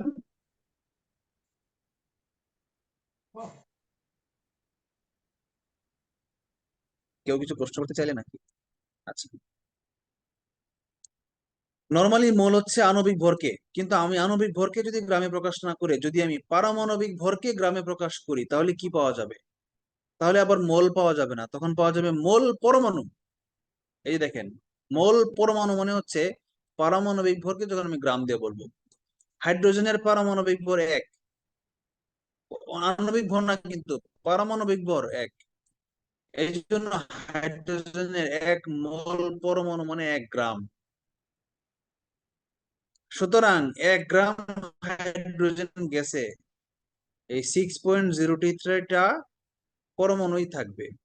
মোল পরমাণুর কথা বলবো, তখন পারমাণবিক ভর 1, সুতরাং 1 গ্রাম। 1 গ্রামে থাকবে একই সংখ্যক পরমাণু, আর 2 গ্রামে থাকবে একই সংখ্যক অণু। বুঝছেন না বুঝেন নাই? কারণ পরমাণুর চেয়ে অণুর ভর ডাবল, কারণ দুইটা পরমাণু মিলে একটা অণু হয়, তার মানে ভর ডাবলই থাকবে। কিন্তু সংখ্যা ডাবল হবে না, সংখ্যা সমানই হবে। এটাই অ্যাভোগাড্রো বলেছেন যে এই যখন আমি পরমাণু দিয়ে মোল পরমাণু দিয়ে প্রকাশ করব, তখন পরমাণু থাকবে এত সংখ্যক, আর যখন আমি ডাইরেক্ট মোল অণু দিয়ে প্রকাশ করব, তখন এত একই সংখ্যক অণু থাকবে। বুঝতে পারছেন? কোনো কনফিউশন কি হচ্ছে? কোনো, মানে আমি কি কোনো স্ববিরোধী কথা বলেছি? না স্যার। এমন কি কারো কাছে মনে হচ্ছে যে কেন একই ভরের মধ্যে কিভাবে বেশি সংখ্যক অণু থাকে, আবার কম সংখ্যক পরমাণু থাকে, এরকম হচ্ছে কিনা? অথবা আলাদা আলাদা ভরের মধ্যে কিভাবে একই সংখ্যক অণু আবার পরমাণু থাকে, এরকম কার কাছে মনে হচ্ছে? মনে হওয়ার কারণ নাই। মনে হইলে আমি সহজ করে ব্যাখ্যা করে মানে সহজে বুঝাই দেই। সেটা হচ্ছে যে বড় রুমে মানুষ জন্মে 10 জন, বড় মানুষ ধরবে, আর ছোট রুমে মানুষ 10 জনই ধরবে, কিন্তু ছোট মানুষ ধরবে। হ্যাঁ, ছোট রুমে বাচ্চা ধরবে 10টা, আর বড় রুমে বড় মানুষ ধরবে 10টা, কিন্তু 10টার সংখ্যা কিন্তু সমানই থাকবে। তাহলে ছোট মানুষগুলাকে ধরেন পরমাণু, আর বড় মানুষগুলাকে ধরেন অণু, তাহলেই তুলনাটা সহজ হয়ে যায়। এখন কি মাথায় ঢুকছে ডিফারেন্সটা কি? জি স্যার। ওকে, পরে চলে যাই। মূলায়তন কি? প্রমাণ তাপমাত্রা ও চাপে যে কোনো গ্যাসের 1 মোল যে আয়তন দখল করে তাকে মোলার আয়তন বলে। এবং এই মোলার আয়তন হচ্ছে 22.4 লিটার। এটাও অ্যাভোগাড্রো সূত্র থেকে প্রমাণ করা গেছে। আমরা এটা নিচে দেখি, অ্যাভোগাড্রো সূত্রের অনুসিদ্ধান্তগুলো দেখলে আমরা বুঝবো। বলেছে নিষ্ক্রিয় গ্যাস ব্যতীত অন্য সকল মৌলিক গ্যাসের অণু দ্বিপরমাণুক। একটু আগে যে কথাটা বলছিলাম, একমাত্র মৌলিক গ্যাসই 1 পরমাণুক। পরমাণুক ক দিয়ে কি বুঝাইছে? পরমাণু বিশিষ্ট। যে কোনো গ্যাসের আণবিক ভর তার বাষ্প ঘনত্বের দ্বিগুণ। বাষ্প ঘনত্ব কি, এটা নিয়ে আমরা ব্যাখ্যা না করলাম মাথা নষ্ট হয়ে যাবে। স্থির তাপমাত্রা ও চাপে সকল গ্যাসের মোলার আয়তন সমান, সেটা হোক হালকা গ্যাস কিংবা ভারী গ্যাস। কার্বন ডাই অক্সাইড ভারী গ্যাস, তবুও সেটা 22.4 লিটার 1 মোল। আবার হাইড্রোজেন হালকা গ্যাস, তবুও তার মোলার আয়তন 22.4 লিটার। বুঝতে পেরেছেন? এই লিটার আর ডেসিমিটার কিউব দুইটা একই একক। আমি litre, metre, centimetre, millimetre, decimetre এভাবে প্রকাশ করলে সেটা হচ্ছে ডেসিমিটার কিউব। বুঝতে পেরেছেন? 22.4 ডেসিমিটার কিউব। কারো কোনো প্রশ্ন আছে? এখন আমি আপনাকে আইকিউ দিয়ে একটা প্রশ্ন করি। যদি বলি যে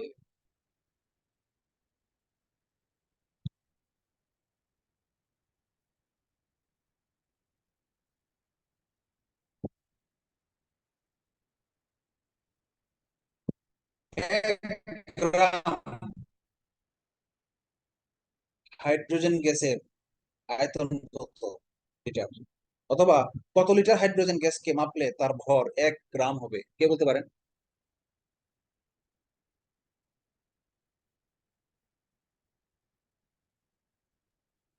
বাইশ দশমিক চারই হয়েছে।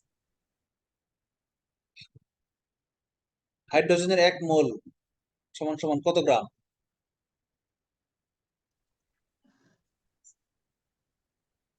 Sir 44.8 litre. হ্যাঁ,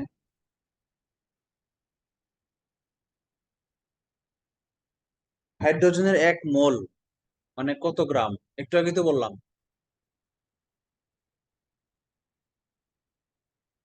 একটু আগে বললাম না, হাইড্রোজেনের মোল মানে অণু। হাইড্রোজেন গ্যাসে কয়টা অণু থাকে? স্যার তাহলে দুইটা। 44.8 লিটার। এই কাছাকাছি লাইনে আসছেন।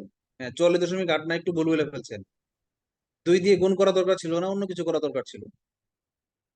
হাইড্রোজেনের 1 মোল মানে হচ্ছে 2 গ্রাম। তার মানে 2 গ্রাম হাইড্রোজেনের আয়তন হচ্ছে 22.4 লিটার। যদি অর্ধেক করে ফেলি তাহলে 1 গ্রাম হাইড্রোজেনের আয়তন হবে 11.2 লিটার। এখন বুঝতে পেরেছেন কথাটা? হ্যাঁ। অক্সিজেনের মোল 1 মোল কত গ্রাম একটু আগে বলেছি, বলেন তো? 32। 32 গ্রাম। তার মানে 32 গ্রাম অক্সিজেনের আয়তন হবে 22.4 লিটার। আর 32 গ্রাম এর অর্ধেক যদি বলি, 16 গ্রাম অক্সিজেনের আয়তন হবে 11.2 লিটার। তার মানে ধরেন 1 লিটার, এক বোতল গ্যাস, বাতাস, একটা বোতলকে যদি কর্ক লাগাই দিবেন, তার ভিতরে 1 লিটার পানির বোতলে 1 লিটার অক্সিজেন গ্যাসই আছে, খালি বোতল আর কি, বাতাস। তাহলে এরকম 22 বোতল অক্সিজেনের মাপলে সেটার ভর হবে 32 গ্রাম। আর 22 বোতল হাইড্রোজেন মাপলে সেটার ভর হবে 2 গ্রাম। এবার যদি, তার মানে কত ভারী দেখছেন, হাইড্রোজেন কত হালকা। প্রকৃতিতে প্রাপ্ত, মানে পৃথিবীর সবচেয়ে হালকা মৌল হচ্ছে হাইড্রোজেন, এত হালকা। এখন আপনি যখন আগুন ধরাই দিবেন এই বোতলের মধ্যে, বাতাসের বোতলে, কিছুই হবে না, জাস্ট গলে যাবে বোতলগুলো। আর হাইড্রোজেন ভর্তি বোতলে যখন আপনি আগুন ধরাই দিবেন, বিশাল বিস্ফোরণ হয়ে যাবে। মানে এক বোতলে যদি আপনি একটু আগুন ধরাই দেন, পুরো ঘর, বিল্ডিং উড়ে যাবে। বোম, হাইড্রোজেন বোম আর কি। দেখছেন, হালকা হইলেও সে কিন্তু পাওয়ারফুল। চকচক করলে সোনা হয় না, সোনা হইলে দামি হয় না। আপনি যখন দ্বীপে চলে যাবেন, হারায় যাবেন, তখন আপনাকে ভরি ভরি সোনা দিলেও আপনি নিবেন না। আপনার দরকার হচ্ছে তখন চিরামুড়ি, আপনার দরকার তখন ডাব, একটা ডাব পাইরে খাওয়া দরকার, আপনার জীবন বাঁচানো দরকার। দ্বীপে যখন আপনি হারায় যাবেন, তখন আপনার সোনা দানা জীবনে কোনো মূল্য থাকবে না, জিরো। মৌল আর প্রতীক, মৌলের প্রতীক আর যৌগের সংকেত, এই দুইটা জিনিস আমরা শিখি। প্রতীক কি আর সংকেত কি? কোন মৌলের পূর্ণ নামের সংক্ষিপ্ত প্রকাশটাকে মৌলের প্রতীক বলা হয়। প্রতীক সমূহ, এখানে কোনো ভুল আছে? প্রতীক সমূহ এই শব্দ দুইটাতে কোনো ভুল আছে বানান? এই আপনারা কি ঘুমায় গেছেন নাকি আমি বুঝলাম না। আজকে সবাই তো না স্যার, রেসপন্স করেন না কেন? এখানে ভুল আছে কোনো প্রতীক সমূহ বানানে? স্যার এটার চাপা থাকবে একটু প্রতীক সমূহ। এখানে স্পেস থাকবে না, কারণ সমূহ নামে পৃথিবীতে কোনো শব্দ নাই। সমূহ মানে কি? সমূহের কোনো মিনিং মানে নাই।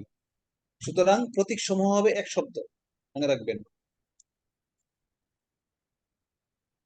প্রতীক সমূহ সাধারণত মৌলের ল্যাটিন অথবা ইংরেজি এবং কোন কোন ক্ষেত্রে অন্যান্য ভাষার নাম থেকে, যেমন বোরন নামটা আরবি থেকে আসছে, জিরকনিয়াম নামটা আরবি থেকে আসছে। আচ্ছা, যেমন হাইড্রোজেন, বানানটা কি? HYDROGEN, hydrogen. প্রথম অক্ষর এইচ, এই জন্য এইচ দিয়ে নামটা লেখা হচ্ছে। এখন হিলিয়ামের প্রথম অক্ষর এইচ। এখন যদি আমি এইচ দিয়ে হিলিয়ামকে প্রকাশ করি, তাহলে শুধু যখন এইচ লিখবো তখন সেটা কি হিলিয়াম লিখতেছি না হাইড্রোজেন লিখতেছি তা বোঝা যাচ্ছে না।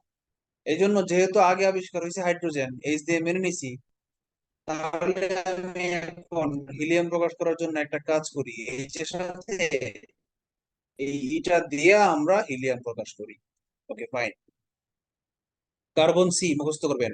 সোডিয়ামের ল্যাটিন নাম নেট্রিয়াম, এই জন্য এটাকে এন দিয়ে প্রকাশ করা হয়েছে। কেন? সোডিয়ামের এস দিয়ে প্রকাশ করলে কি সমস্যা ছিল? কারণ এস দিয়ে অন্য একটা পরমাণু আগেই প্যাটার্ন নিয়ে নিছে, সেটা হচ্ছে সালফার।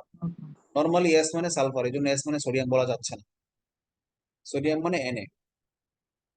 পটাশিয়াম, ক্যালিয়াম হচ্ছে নাম, ল্যাটিন নাম, এই জন্য কে।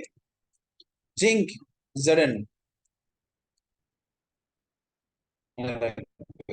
এরকম আরো অনেক আছে, সালফার এস, হ্যাঁ, boron B, barium B A, beryllium B, এগুলো মুখস্থ করবেন। আর্গন এয়ার, জেনন এক্সি, এগুলো মোটামুটি 40-50টা আপনাদের মুখস্থ করতে হবে। আমরা যখন পর্যায় সারণী পড়াবো তখন আপনারা এগুলো আরো শিখবেন। অণু পরমাণুর নামের নাম এবং পরমাণুর নাম ও সংখ্যা কি বলছে? অণু কি? আচ্ছা, অণুর ভিতরে আছে যে পরমাণু কয়টা, সেই পরমাণু সংখ্যা সহ প্রকাশ করার পদ্ধতিকে সংকেত বলে। যেমন মনে করেন নর্মালি হাইড্রোজেনের প্রতীক হচ্ছে এইচ, এটা কিন্তু মৌলের প্রতীক। কিন্তু যখনই আমি বলবো প্রকৃতিতে কি থাকে, হাইড্রোজেন কিভাবে থাকে, প্রকৃতিতে হাইড্রোজেনের পরমাণু থাকে না, প্রকৃতিতে হাইড্রোজেনের অণু থাকে, অণু। তাহলে অণুর সংকেত কি হবে? যে কয়টা পরমাণু মিলে, দুইটা পরমাণু মিলে একটা অণু গঠিত হয়, এই জন্য হাইড্রোজেনের সংকেত হচ্ছে H2। একই রকম দুইটা পরমাণু মিলে হয় কি নাইট্রোজেন, এই জন্য N2। তারপর দেখি অক্সিজেনের ক্ষেত্রে দুইটা মিলে O2, ফ্লোরিনের দুইটা F2, ক্লোরিনের দুইটা Cl2, ব্রোমিনের দুইটা Br2, আয়োডিন আয়োডিন দুইটা I2। কিন্তু এই যে হিলিয়াম নিয়ন, এই দুইটা কি নিষ্ক্রিয় গ্যাস, এই জন্য এরা দুইটা দিয়ে গঠিত হয় না, এই জন্য এরা একটা দিয়েই গঠিত হয়। হিলিয়ামের একটা পরমাণুই পৃথিবীতে বিরাজ করে অণু হিসেবে, নিয়নের একটা পরমাণুই অণু হিসেবে থাকে। আচ্ছা, এখন যদি বলি অক্সিজেন ছাড়া, আহ আপনার নাম শুনেছেন O3, O3 কি কি বলা হয়? Sir ozone gas. ওজোন। ওজন, যেটা আমাদের মানে ওজন স্তর নিয়ে আমরা খুব কনসার্ন। পৃথিবীর ওজন স্তর ভেঙে যাচ্ছে বলে আমাদের প্রকৃতিতে কি হচ্ছে বলেন তো? ওজন স্তর ভেঙে যাওয়ার জন্য আমরা কার্বন রিস্কে ডাই আছি। অক্সাইডের মাত্রা বেড়ে যাচ্ছে। না না না, কি বলেন, এটা ঠিক না। মাত্রা বেড়ে যাচ্ছে। আমাদের বিপদটা কি? কার্বন ডাই অক্সাইড বাড়ুক, সমস্যা কি? আমার এটা কোনো বিপদ না। স্যার ওইটা বিপদটা বাড়লে কি? তো তাপমাত্রা বৃদ্ধি পাচ্ছে। এই তো এটাই বলতে চাচ্ছি, মানে ওজন স্তর ভেঙে যাওয়ার কারণে আমাদের রিস্কটা কি বলেন তো?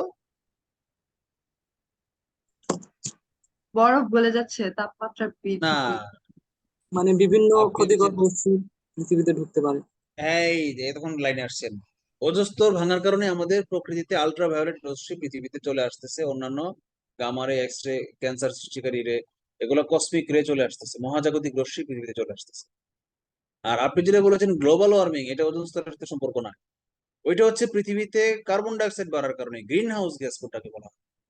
গ্রিন হাউসের জন্য সবচেয়ে বেশি দায়ী হচ্ছে কার্বন ডাই অক্সাইড, পরে মিথেন। হুম। ওজন খুব কম, 1%ও না মনে হয়, আমার এক্স্যাক্টলি এই মুহূর্তে ছকটা মনে নাই, আমরা ভূগোল চ্যাপ্টার এটা পড়বো বলে, যে গ্রিন হাউস গ্যাসের জন্য সবচেয়ে দায়ী কোনগুলা?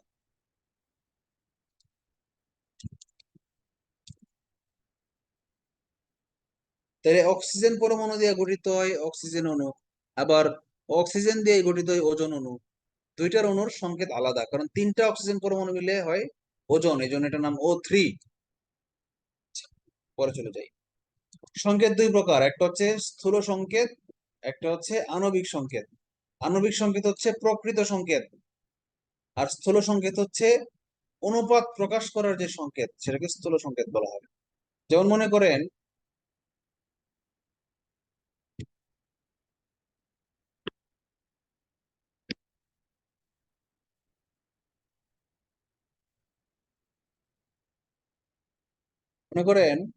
বেনজিন। হ্যাঁ, বেনজিন না, বেনজিন খ্রিস্টে লেখা আছে, অন্য কিছু উদাহরণ দিই। গ্লুকোজ মনে করেন, গ্লুকোজের রিয়েল সংকেত হচ্ছে আণবিক সংকেত। তাহলে গ্লুকোজের রিয়েল সংকেত কি? C6। কে বলতে পারেন আমার আগে বলেন? H12O6 H12O6, 6টা কার্বন, 12টা হাইড্রোজেন, 6টা অক্সিজেন। কিন্তু গ্লুকোজের স্থূল সংকেত কি? অনুপাত যদি 6 দিয়ে ভাগ করে দেই তাহলে থাকবে C1H2O1। এই CH2 হচ্ছে গ্লুকোজের স্থূল সংকেত, আর C6H12O6 হচ্ছে গ্লুকোজের আণবিক সংকেত। তাহলে পার্থক্যটা বোঝা গেছে? বোঝার কিছু নাই, দরকারও নাই, সামান্য জাস্ট অনুপাত দিয়ে ভাগ করলে সেটাকে স্থূল। এই উদাহরণ তো গ্লুকোজই দেওয়া, তাহলে তো আমি বেনজিন দিলেই ভালো হইতো।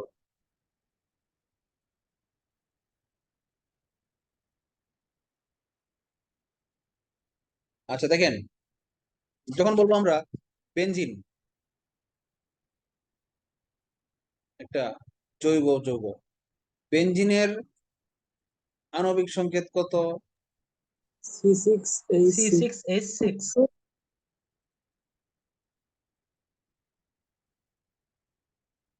আমার কলমটা আজকে কাজ করছে না, এই জন্য লেখা হাত দিয়ে লিখতেছে, আঙ্গুল দিয়ে, এই জন্য এরকম লেখাচ্ছে। বেনজিন লিখে ফেলছি। কলমে চার্জ নাই। না, চার্জ নাই নাকি অন্য কিছু? চার্জ না থাকলে তো বলে লাল দাগ দেখায়। এখন তো কিছুই হচ্ছে না, টাচ টাচই কাজ হচ্ছে না। টাচ ক্লাস না করলে নেক্সট ম্যাথ ক্লাস দিব কিভাবে? আমি তো এটাই তো ভাবতেছি। একটু চার্জে বসে। বেনজিন, আচ্ছা এটা পরে দেখতেছি, ক্লাসের পরে চার্জে লাগায়, চার্জের কারণে হইতে পারে। C6H6 মানে 6টা হাইড্রোজেন, 6টা কার্বন। তুমি ক্লাসে কেন এনামুল? তোমার তো এখন ক্লাসে থাকার কথা না, কম্পিউটারে থাকার কথা। কম্পিউটার থাকলে কি স্পিকার বন্ধ থাকে? না, মনোযোগী দিকে দিলে তুমি স্লো হয়ে যাবা। ওইটা শেষ করছো? না। তাহলে আজকে আজকে তুমি ক্লাস থেকে লিভ নাও, পাগলা কুত্তার মতো দৌড়াও, কারণ আজকে উপায় নাই। C6H6 হচ্ছে আণবিক সংকেত। আবার ইথিলিন বা অ্যাসিটিলিন, ইথিলিন হচ্ছে trade name, IUPAC name, sorry IUPAC chemical name, আর অ্যাসিটিলিন হচ্ছে বাণিজ্যিক ট্রেড নেম। তাহলে আমরা যে কেমিস্ট্রি ক্লাস করতেছি, আমরা অ্যাসিটিলিন না লিখে ইচ্ছা করে ইথিলিন লিখলাম। তো 2টা কার্বন এবং 2টা হাইড্রোজেন মিলে C2H2 হচ্ছে ইথিলিনের বা ইথিনের কেমিক্যাল নেম। তাহলে 2টার স্থূল সংকেত কি বলেন তো? 6 দিয়ে ভাগ করলে CH, বেনজিনকে। ইথিলিনকে 2 দিয়ে ভাগ করলে CH। তার মানে দেখেন 2টা পদার্থের স্থূল সংকেত সেম, বেনজিন এবং ইথিলিন উভয়ের স্থূল সংকেত সেম, কিন্তু আণবিক সংকেত আলাদা, তাই না? উদাহরণ এটাই আছে ক্লাস 8 এর বইয়ে। ঠিক আছে, আমি ক্লাস 8 এর বই থেকে একটু ডিফারেন্সিয়েট করার জন্য, একটু বাড়তি তথ্য দেওয়ার জন্য আমি এই গ্লুকোজের উদাহরণটা দিয়েছি আপনাদের শিটে। তো আপনাদের ভালো হইলো, গ্লুকোজটা মনে রাখবেন, বেনজিনটা মনে রাখবেন। এটা কিন্তু আমাদের প্রিন্টেড শিটে থাকবে না, আমি যা যা আঙ্গুল দিয়ে লিখতেছি বোঝানোর জন্য, এগুলো কিন্তু আপনাদের প্রিন্টেড শিটে থাকবে না। সো আপনারা এগুলো সেভ করে রাখবেন। যৌগমূলক ইংলিশে বলা হয় রেডিক্যাল, RADICAL, রেডিক্যাল। যৌগমূলক মানে হচ্ছে 2 বা ততোধিক মৌলের একাধিক পরমাণু একসঙ্গে গ্রুপ করে থাকে, গ্রুপ। কিন্তু কোনো নতুন পদার্থ গঠন করে না, বিক্রিয়া করে না, খালি গ্রুপ করে একসঙ্গে থাকে। এবং বিক্রিয়ায় যখন অংশগ্রহণ করে তখন তারা সবাই মিলে একটা পরমাণুর মতো আচরণ করে, এগুলাকে যৌগমূলক বলে। আপনারা ভারতীয় একটা হাস্যকর মুভি দেখেছেন কিনা, comedy movie, robot? Aishwarya Rai থাকে রানী, নায়িকা। আর ওই যে জি স্যার তামিল দেখেছি। কি কি তামিল কি নাম কি ওইটার, মাথা মোটা একটা নায়ক, পেট মোটা, রজনীকান্ত। কি নাম? রজনীকান্ত। রজনীকান্ত, রাইট। হ্যাঁ হ্যাঁ, যে কি জন্য নায়ক হয়েছে আমি তো বুঝি, হ্যাঁ তো আমার চেহারা সুন্দর ভাই। হ্যাঁ কি, হ্যাঁ কি যোগ্যতা নায়ক হয়েছে আমার ধারণা, মানে ধারণায় আসে না। স্যার এর চেয়ে তো অভিনয়ের অনন্ত কারণে জলিল হয়েছে। সুন্দর। এই রজনীকান্তের চেয়ে তো আমাদের অনন্ত জলিল অনেক ভালো। যদি মার্কিং করতে হয় তাহলে আমি রজনীকান্তরে হিরো আলমের মতো মার্কিং করতে পারি, এর চেয়ে বেশি মার্কিং করার মতো ইয়ে নাই। হ্যাঁ, আমাদের বাংলাদেশের নায়ক জসিম আর রজনীকান্ত দুইজন এক লেভেলে রাখা যায়। তারপর আমার জসিমরে ভালো লাগে, জসিমের অভিনয়ের মধ্যে একটা আবেদন আছে। কান্নার অভিনয়টা খুব ভালো করতে পারে, আর ঘুষি খুব ভালো দিতে পারে জসিম। রজনীকান্ত তো তাও পারে না, পারে খালি ওই গ্রাফিক্স দিয়ে কিছু কাজ করতে পারে, তাও নিজে করে না, লোকজন দিয়ে করায় আর কি। টাকা আছে এই জন্য নায়ক হয়ে গেছে আর কি। যাই হোক, রজনীকান্ত রোবট মুভিতে দেখবেন একটা স্টেডিয়ামের মধ্যে একটা অ্যানিমেশনের একটা ফাইটিং দেখায়, একটা দানবের সাথে সে যুদ্ধ করে। ওই দানবটা বিশাল বড় থাকে, এই জন্য রজনীকান্ত প্রথমে মাইর খায়। মাইর খায় কি করে, সে নিজেকে ক্লোন করে, অনেকগুলো কপি করে। এই অনেকগুলো রজনীকান্ত রোবট মিলে একটা বড় রোবট, বলের ফুটবলের মতো একটা বিরাট রোবট তৈরি করে। পরে যখন যুদ্ধ করে তখন ওই রোবটটা, মানে রজনীকান্তর বডিটা, পুরোটা বডি, মানে কয়েক হাজার রজনীকান্ত মিলে একটা রজনীকান্ত হয়। অনেকগুলা মানুষ জোড়া দিয়ে একটা বড় মানুষ হইছে। এই এবং যখন যুদ্ধ করতেছে তখন একটাই বড় রোবটটা, বড় মানে রোবট দানবটা যুদ্ধ করতেছে, আলাদা আলাদা রজনীকান্ত যুদ্ধ করতেছে না। তাহলে এই যে অনেকগুলা অণু মিলে একটা বড় অণু গঠন করলো, কিন্তু সে অণু না, আলাদা অণু হয় নাই, একটা গ্রুপ হইছে, এটাকেই যোগমূলক বলছে। বিষয়টা এরকম। আচ্ছা, যেমন দেখেন ammonium, NH4+, nitrate, sulphate, carbonate, CO3-। কার্বনেটের মূলকের সংকেত হচ্ছে CO3।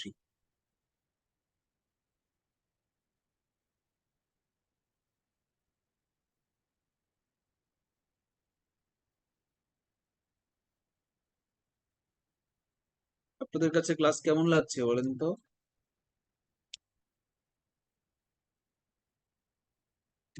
ভালো লাগছে না খারাপ লাগছে? ভালো স্যার, অনেক ভালো। আপনারা অনলাইনে আরো সায়েন্স ক্লাস করেন, হ্যাঁ, ডিফারেন্সটা তাহলে বুঝতে পারবেন। অন্যান্য কোচিং এর অনলাইন ক্লাসগুলো করেন, দেখেন, তাহলে ডিফারেন্সটা বুঝতে পারবে। Level of depth of knowledge and analysis, এগুলো ভাবতে হবে। ঠিক আছে। বাইকার্বনেট, HCO3 মাইনাস, মাইনাস কেন? নেগেটিভ আয়ন যুক্ত। NH4+ কেন? পজিটিভ আয়ন যুক্ত। ঠিক আছে। স্যার CO3 2- হবে না? মাইনাস তো বললাম একটু আগেই, লিখতে ভুলে গেছি, ওয়েট।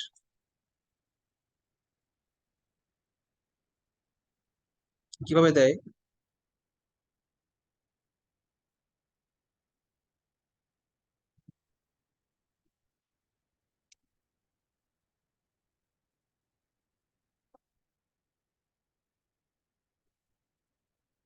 লিখতে পারি না, এই জন্য কপি করে আনলাম। আচ্ছা, মৌলিক কণিকা কি? পরমাণুকে যখন আরো ভাঙি আমরা, আরো আরো ডিপে চলে গেছি এখন। পরমাণুকে যদি ভাঙা হয় তাহলে যেসব সূক্ষ্ম কণিকা পাই তাদেরকে মৌলিক কণিকা বলে। নর্মাল ওয়েতে প্রথম বিভাজনে পরমাণুতে 3 ধরনের মৌলিক কণিকা থাকে: ইলেকট্রন, প্রোটন, নিউট্রন। আচ্ছা, পরমাণুর ক্ষুদ্রতম কণিকার নাম হচ্ছে ইলেকট্রন। এই ইলেকট্রনই হচ্ছে আমাদের যত নষ্টের, সকল গবেষণার কেন্দ্রবিন্দু হচ্ছে আমাদের ইলেকট্রন। ইলেকট্রনের ভর কত? 9.11 ইন্টু 10⁻⁻28 গ্রাম। একের পরে 28টা শূন্য দিয়া যদি গুণ করতাম তাহলে এটার ভর হইতো 9.11 গ্রাম। পরীক্ষায় এটা আসলো না, পরীক্ষায় আসলো কতটি ইলেকট্রন কণিকার ভর 1 গ্রাম। কে আনসার দিতে বলেন, বলেন তো? স্যার এখানে -28 না হয়ে শুধু 28 হবে। +20 হইবে, রাইট। আচ্ছা, আরেকটা কোশ্চেন করবো, যে আনসার করতে পারবে তাকে পুরোটা বলতে হবে, একদম সংখ্যা সহ বলতে হবে, 9.11 ইন্টু এভাবে বলতে হবে। যদি আমি প্রশ্ন করি, রেডি সবাই? সবাই আনমিউট করার জন্য রেডি থাকেন। যে আনসার করতে পারবেন সে চকলেট পাবেন। যদি প্রশ্ন করি 1 কেজি ইলেকট্রনে কয়টা ইলেকট্রন থাকবে, আনসার কি? 9.11 into 10 to the power 31. Good. কে বলেছেন? তাজউদ্দিন। গুড, সঠিক। তাজুল্লি কোন সাবজেক্টে পড়েছেন? English sir. তাজুল্লি মানে কি? এর মানে হচ্ছে স্যার আলোর ঝলকানি আর কি স্যার। তাজ যেটাকে বলা হয়, আরবি শব্দ তাজমহল। তাজল্লি না তাজাল্লি? তাজউদ্দিন স্যার। বুঝি নাই। জনা আকার। আ আ তাজাল্লি, ওকে ফাইন।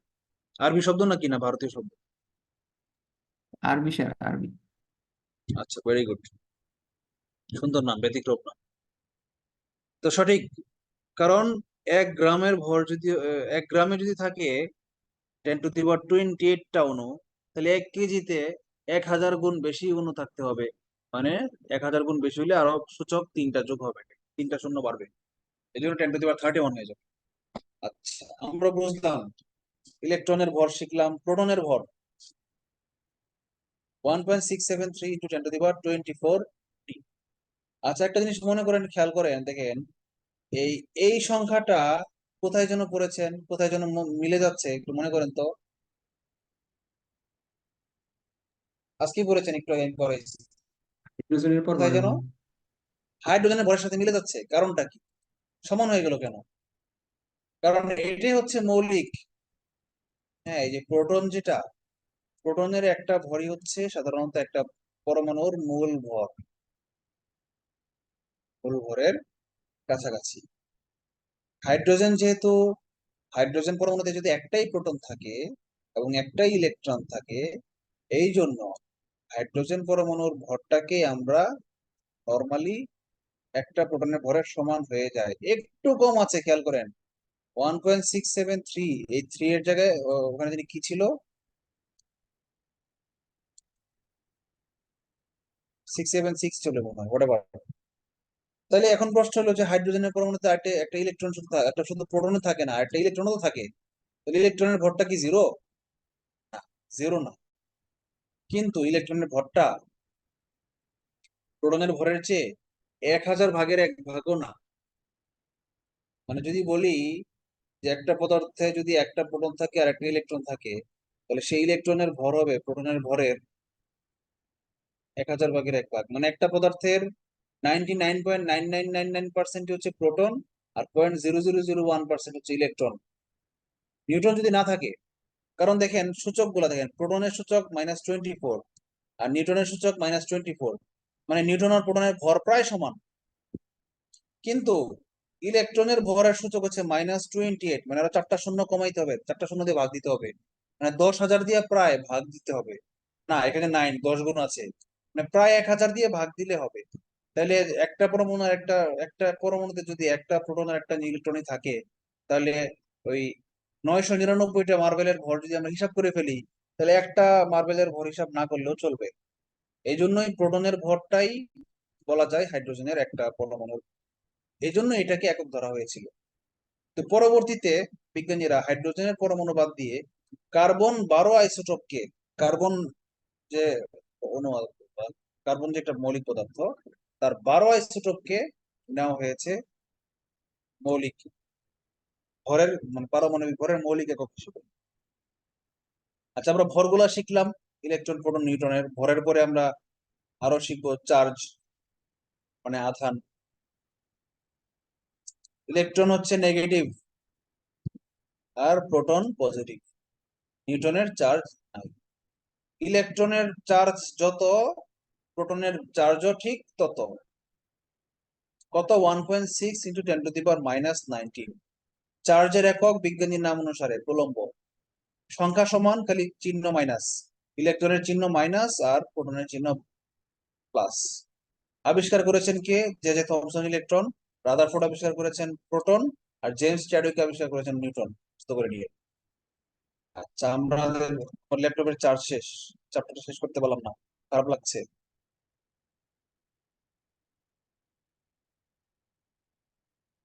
কিন্তু আমি একটু টেনে যাই, হ্যাঁ আমি একটু দেখি পারি কিনা, একটু টানি, দ্রুত টানি।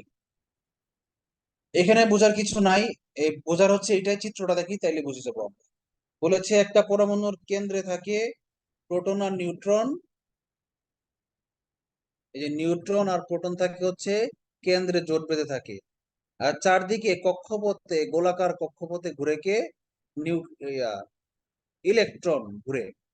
এই যে এই ছোট্টটা নীলটা, এগুলাকে বলা হচ্ছে ইলেকট্রন। আর এই যে প্রোটন আর নিউট্রন যে কেন্দ্রের ভিতরে গ্রুপ করে আছে, এই গ্রুপটার নাম হচ্ছে নিউক্লিয়াস। গতকালকে বায়োলজি ক্লাসে বলেছিলাম আমাদের কোষের কেন্দ্রে থাকে নিউক্লিয়াস, ঠিক একই রকম পরমাণুর কেন্দ্রেও থাকে নিউক্লিয়াস। এই হচ্ছে পরমাণুর গঠন। আর পরমাণুর যে বাকি ম্যাক্সিমাম পুরো জায়গায় হচ্ছে কি ফাঁকা। বুঝতে পারছেন? এই যে এগুলো এগুলো গ্যাপ, এগুলো হচ্ছে পরমাণুর ফাঁকা জায়গা। বুঝতে পেরেছেন? এই হচ্ছে পরমাণুর গঠন, এগুলাই এখানে লাইনে ব্যাখ্যা করা আছে। আমরা একটু পরে চলে যাই।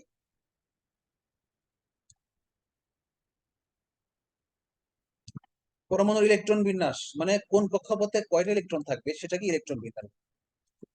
পরমাণুর শক্তি স্তরের সর্বোচ্চ ইলেকট্রন সংখ্যা 2n²। শক্তি স্তরটা কি? এই যে কক্ষপথ গুলা ঘুরতেছে, এগুলাকে শক্তি স্তর বলা হয়।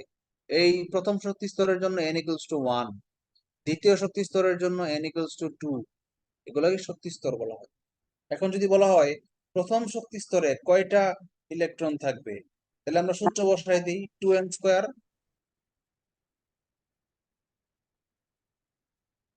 2 × 1² মানে 2টা প্রথম শক্তি স্তরে। দ্বিতীয় শক্তি স্তরে 2 × 2² মানে 2 × 4 মানে 8টি দ্বিতীয় শক্তি স্তরে। তৃতীয় শক্তি স্তরে কয়টা? 2 × 3²। 3² মান কত?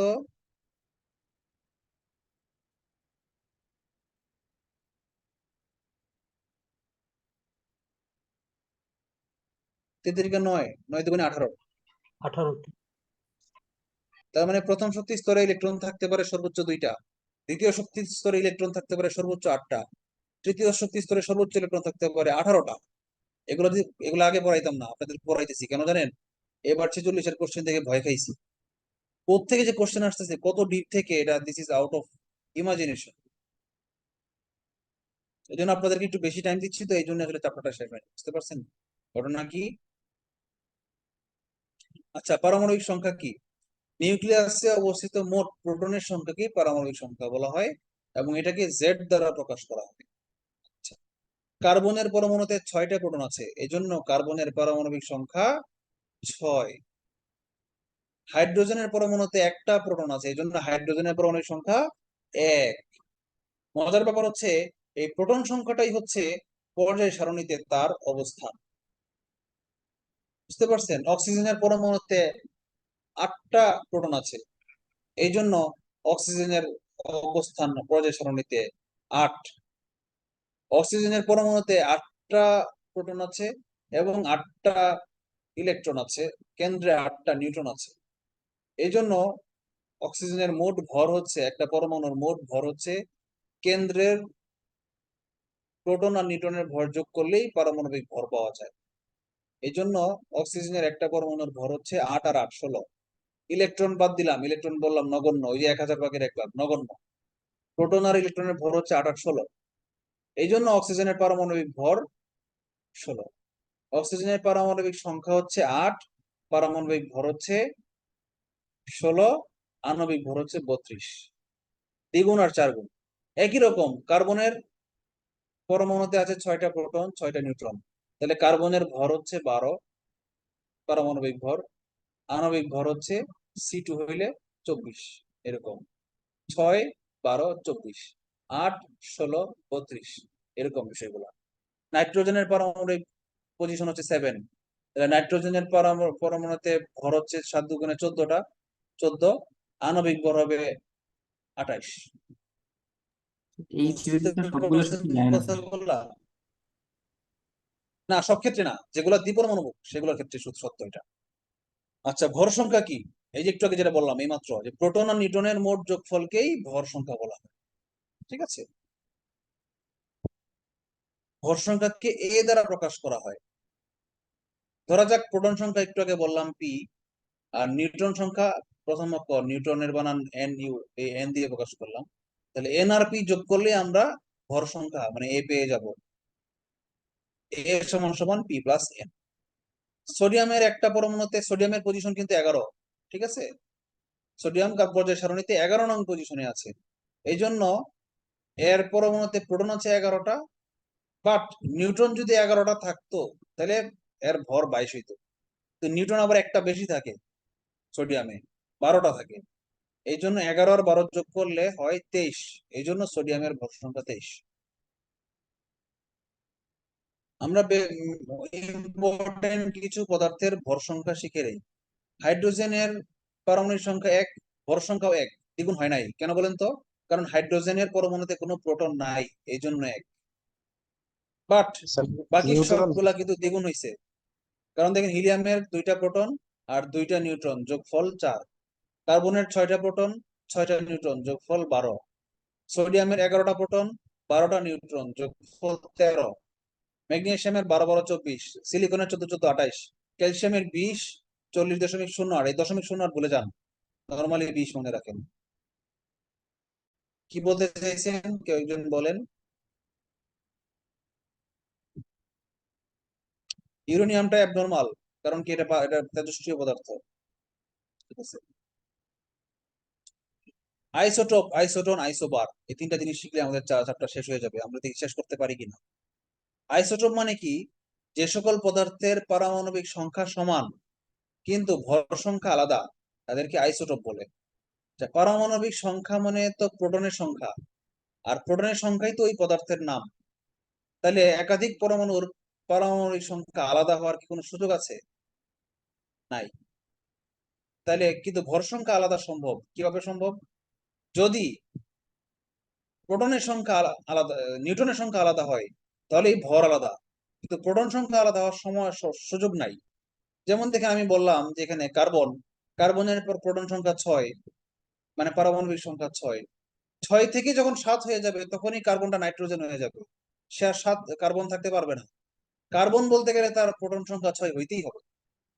আচ্ছা, একটা এক্সাম্পল দেই, দেখেন ইউরেনিয়াম তেজস্ক্রিয় পদার্থ। ইউরেনিয়ামের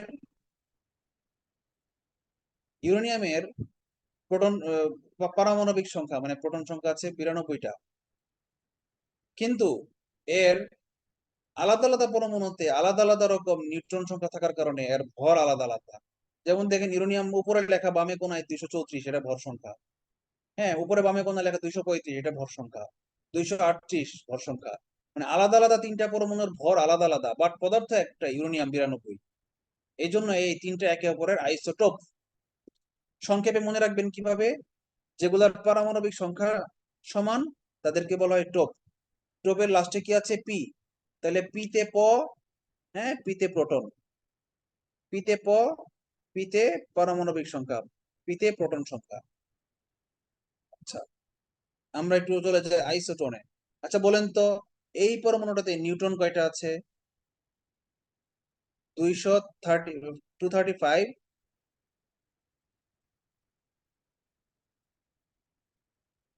মাইনাস 92, এটা হচ্ছে নিউট্রন সংখ্যা। বুঝতে পারছেন? ভর সংখ্যা থেকে প্রোটন সংখ্যা বিয়োগ করলেই নিউট্রন সংখ্যা পাওয়া যায়। বুঝতে পেরেছি আমরা? আইসোটোন কি? টোনের লাস্টে দন্তন্য, তাহলে যেখানে নিউট্রন সংখ্যা সমান তাকে নিউট্রন বলা হবে। দন্তান্নতে নিউট্রন, দন্তান্নতে আইসোটোন। আচ্ছা, এটা আবার কি? প্রোটন সংখ্যা ও ভর সংখ্যা আলাদা কিন্তু নিউট্রন সংখ্যা সমান, মানে বিয়োগফলটা সমান। নিউট্রনটা হচ্ছে বিয়োগফল। যেমন দেখেন 30 মাইনাস 14, এটার মান 16। এই যে সিলিকন, 30 মাইনাস 14 মান 16। আবার ফসফরাসের এই পরমাণুটাতে 31 মাইনাস 15, এটাও 16। আবার এটাও বিয়োগফল 16। যখন আলাদা আলাদা পদার্থের নিউট্রন সংখ্যা সমান হয়, তখন তাদেরকে একে অপরের আইসোটোন বলা হয়। এদের প্রোটন সংখ্যা আলাদা, মানে পদার্থই আলাদা। দেখেন, এই 14 হওয়ার কারণে সে সিলিকন, 15 হওয়ার কারণে ফসফরাস, সালফার হওয়ার কারণে 16, আলাদা আলাদা পদার্থ। কিন্তু এদের এদের নিউট্রন সংখ্যা মানে বিয়োগফলটা সমান হওয়ার কারণে এরা একে অপরের আইসোটোন। আমি একটু ফাস্ট যাচ্ছি, তো না বুঝলে ভিডিও রেকর্ডটা দেখে নিয়ে আমি আগে এক ধাপ শেষ করি, পরে আর একটু চার্জ থাকলে আমি আপনাদের একটু বাড়তি বোঝাবো। আইসো বার, মনে রাখবেন, বারের মধ্যে বার আছে, বারের মধ্যে ভর আছে। তাহলে যেখানে আইসোটোপ সেখানে প আছে, মানে প্রোটন সংখ্যা সমান। যেখানে আইসোটোন লাস্টে দন্তান্ন আছে, দন্তান্নতে নিউট্রন সংখ্যা সমান। যেখানে আইসো বার, বারের মধ্যে ভর আছে, তাহলে ভর সংখ্যা সমান। মনে থাকবে না এখন সহজে কোনটার কি সমান থাকে? মনে থাকবে। ভর সংখ্যা সমান মানে কি? দেখেন, মোট ভর সমান 64, কপারের 64, জিঙ্কের 64, দুইটা আলাদা পদার্থ। এই জন্য প্রোটন সংখ্যা হচ্ছে 29, 30 আলাদা আলাদা। বাট যখন আমি নিউট্রন যোগ করে দেই তখন কিন্তু সেটা হয়ে যায় 64 এবং 64 সমান হয়ে যায়। তাহলে বলেন তো, এই এই কপার অণুটাতে নিউট্রন সংখ্যা কয়টা?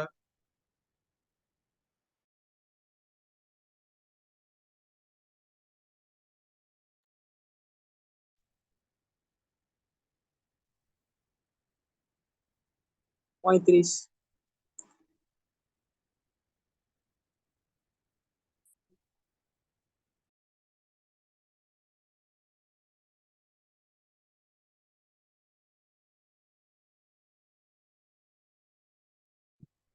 ল্যাপটপের চার্জ যা ভাবছিলাম অফ হয়ে গেছে। শোনা যাচ্ছে আমাকে? জি স্যার।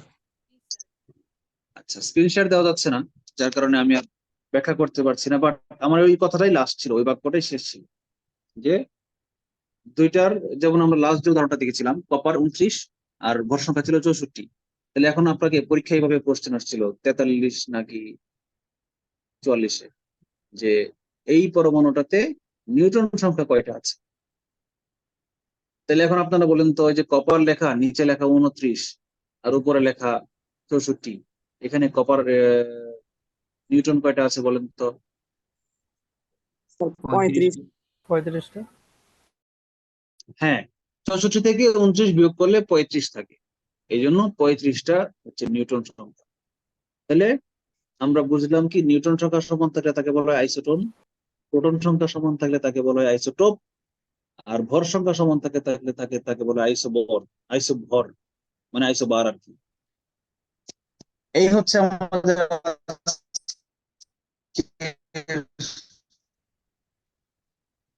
পদার্থের অবস্থা ও গঠন। কারো কোনো প্রশ্ন?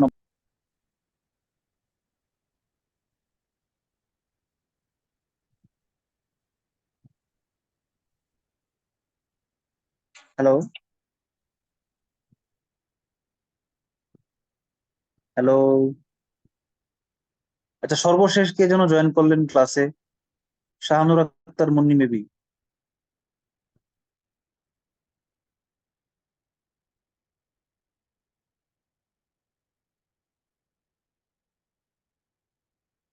আহসান হাবিব নতুন জয়েন করেছেন, আজকে ফার্স্ট ক্লাস, এমন কেউ কি আছেন?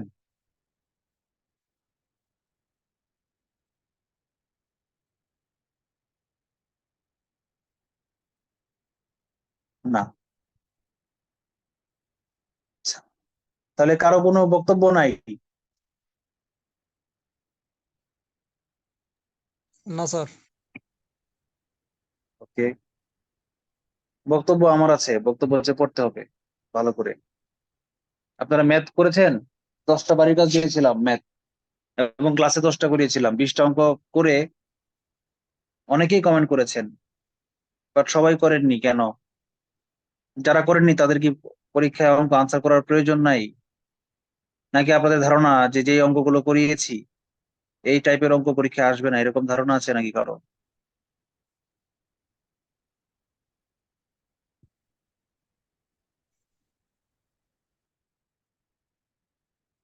হ্যালো,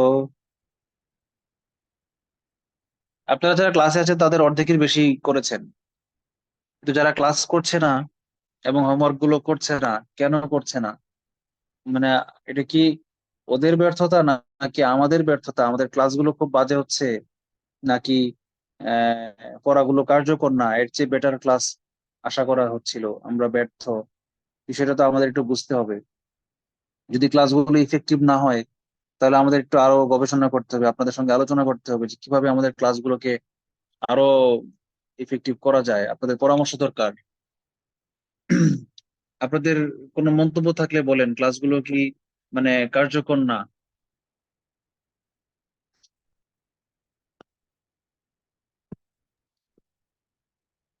স্যার ক্লাস নিয়ে তো কোনো সমস্যা নেই স্যার, ক্লাস তো ঠিক আছে স্যার। শীট নিয়ে একটু সমস্যা আছে, শীট নিয়ে সমস্যা ইনশাল্লাহ কালকে রাতে কালকে তো বৃহস্পতিবার, কালকে রাতের মধ্যে কি প্রিন্ট হবে কিনা কনফিউশনে পড়ে গেলাম। আশা করি হয়ে যাবে, প্রিন্ট চলছে, মানে পুরো দমে লাস্ট সাবজেক্ট প্রিন্ট হচ্ছে, আন্তর্জাতিক বিষয় বলি, বাকি সব প্রিন্ট হয়ে গেছে। তো আশা করি কালকে রাতের মধ্যে শেষ হয়ে যাবে। স্যার আমাদের হচ্ছে ফুল লেকচার শিটে ভৌত বিজ্ঞানের বিকাশ চ্যাপ্টারটা আছে, এটা কি ক্লাস হবে স্যার? কিটা? ভৌত বিজ্ঞানের বিকাশ কোন সাবজেক্টে? সায়েন্সে স্যার, সায়েন্সের মানে ফুল শিট যেটা হ্যাঁ, আপনার। হবে, কেন হবে না? আগামীকাল কি হবে এটা? নেক্সট সায়েন্স ক্লাসে হবে এটা, ভৌত বিজ্ঞানের বিকাশ। না মানে এটা তো আগে আছে এই জন্য বলতেছিলাম। ও, তাহলে এটা কেন নিলাম ক্লাস, আমার তো মনে পড়ছে না। আমাদের না, আমার লেকচার শীটে প্ল্যানে তো হচ্ছে আগে করা পদার্থবিজ্ঞানের অবস্থায়, তারপরে হচ্ছে ভৌতবিজ্ঞান আসছে, তাই না? হইতে পারে। তাহলে শীটে উল্টাপাল্টা হইলো কিভাবে? সেটা এডিট করছেন আপনি। না, আমি তো এইমাত্র শীট ওপেন করে প্রথম চ্যাপ্টার থেকে ক্লাস নিলাম। উনি এই শীট পাইলো কোথায়? স্যার তাহলে এটা কি ফুল আমাদের লেকচার পিডিএফ শিটে স্যার। শীট আর ওয়ার্ড? হ্যাঁ, আপনি কোনটা পাইছেন বলেন তো? স্যার ফুল লেকচার শিটের কথা বলতেছি, ওইখানে ফার্স্ট চ্যাপ্টার দেওয়া আছে ভৌত বিজ্ঞানের বিকাশ, ওটা মেইনলি ফিজিক্সের, বাট অনেক ইয়াতে বেসিক। ওই যে কোন লেকচার শিটে পেয়েছেন? আমাদের যে গুগল ড্রাইভে যে আমরা টোটাল অল জি স্যার, অল জি স্যার, ফাইল, ওইটাই স্যার। এরকম হইলো কিভাবে? উল্টাপাল্টা হইলো কিভাবে? এটা নিয়ে তো একটু গবেষণা করতে হবে। এনামুল একটু দেখো তো, আমি পরে দেখতেছি। ল্যাপটপ চার্জে লাগাই রুম চেঞ্জ করে পরে দেখতেছি। আর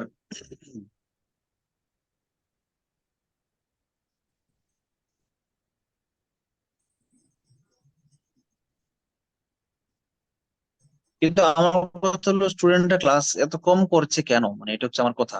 প্রথম দিকে যদি ছাত্ররা এত ঝিমিয়ে যায় তাহলে 8 মাস পরে কি হবে? আমাদের এখানে পেইড এবং ফ্রি মিলে 80 জনের উপরে ছাত্র ভর্তি হয়েছে। তো পেইড স্টুডেন্ট আছে 50 জনের মতো বা উপরে আছেন।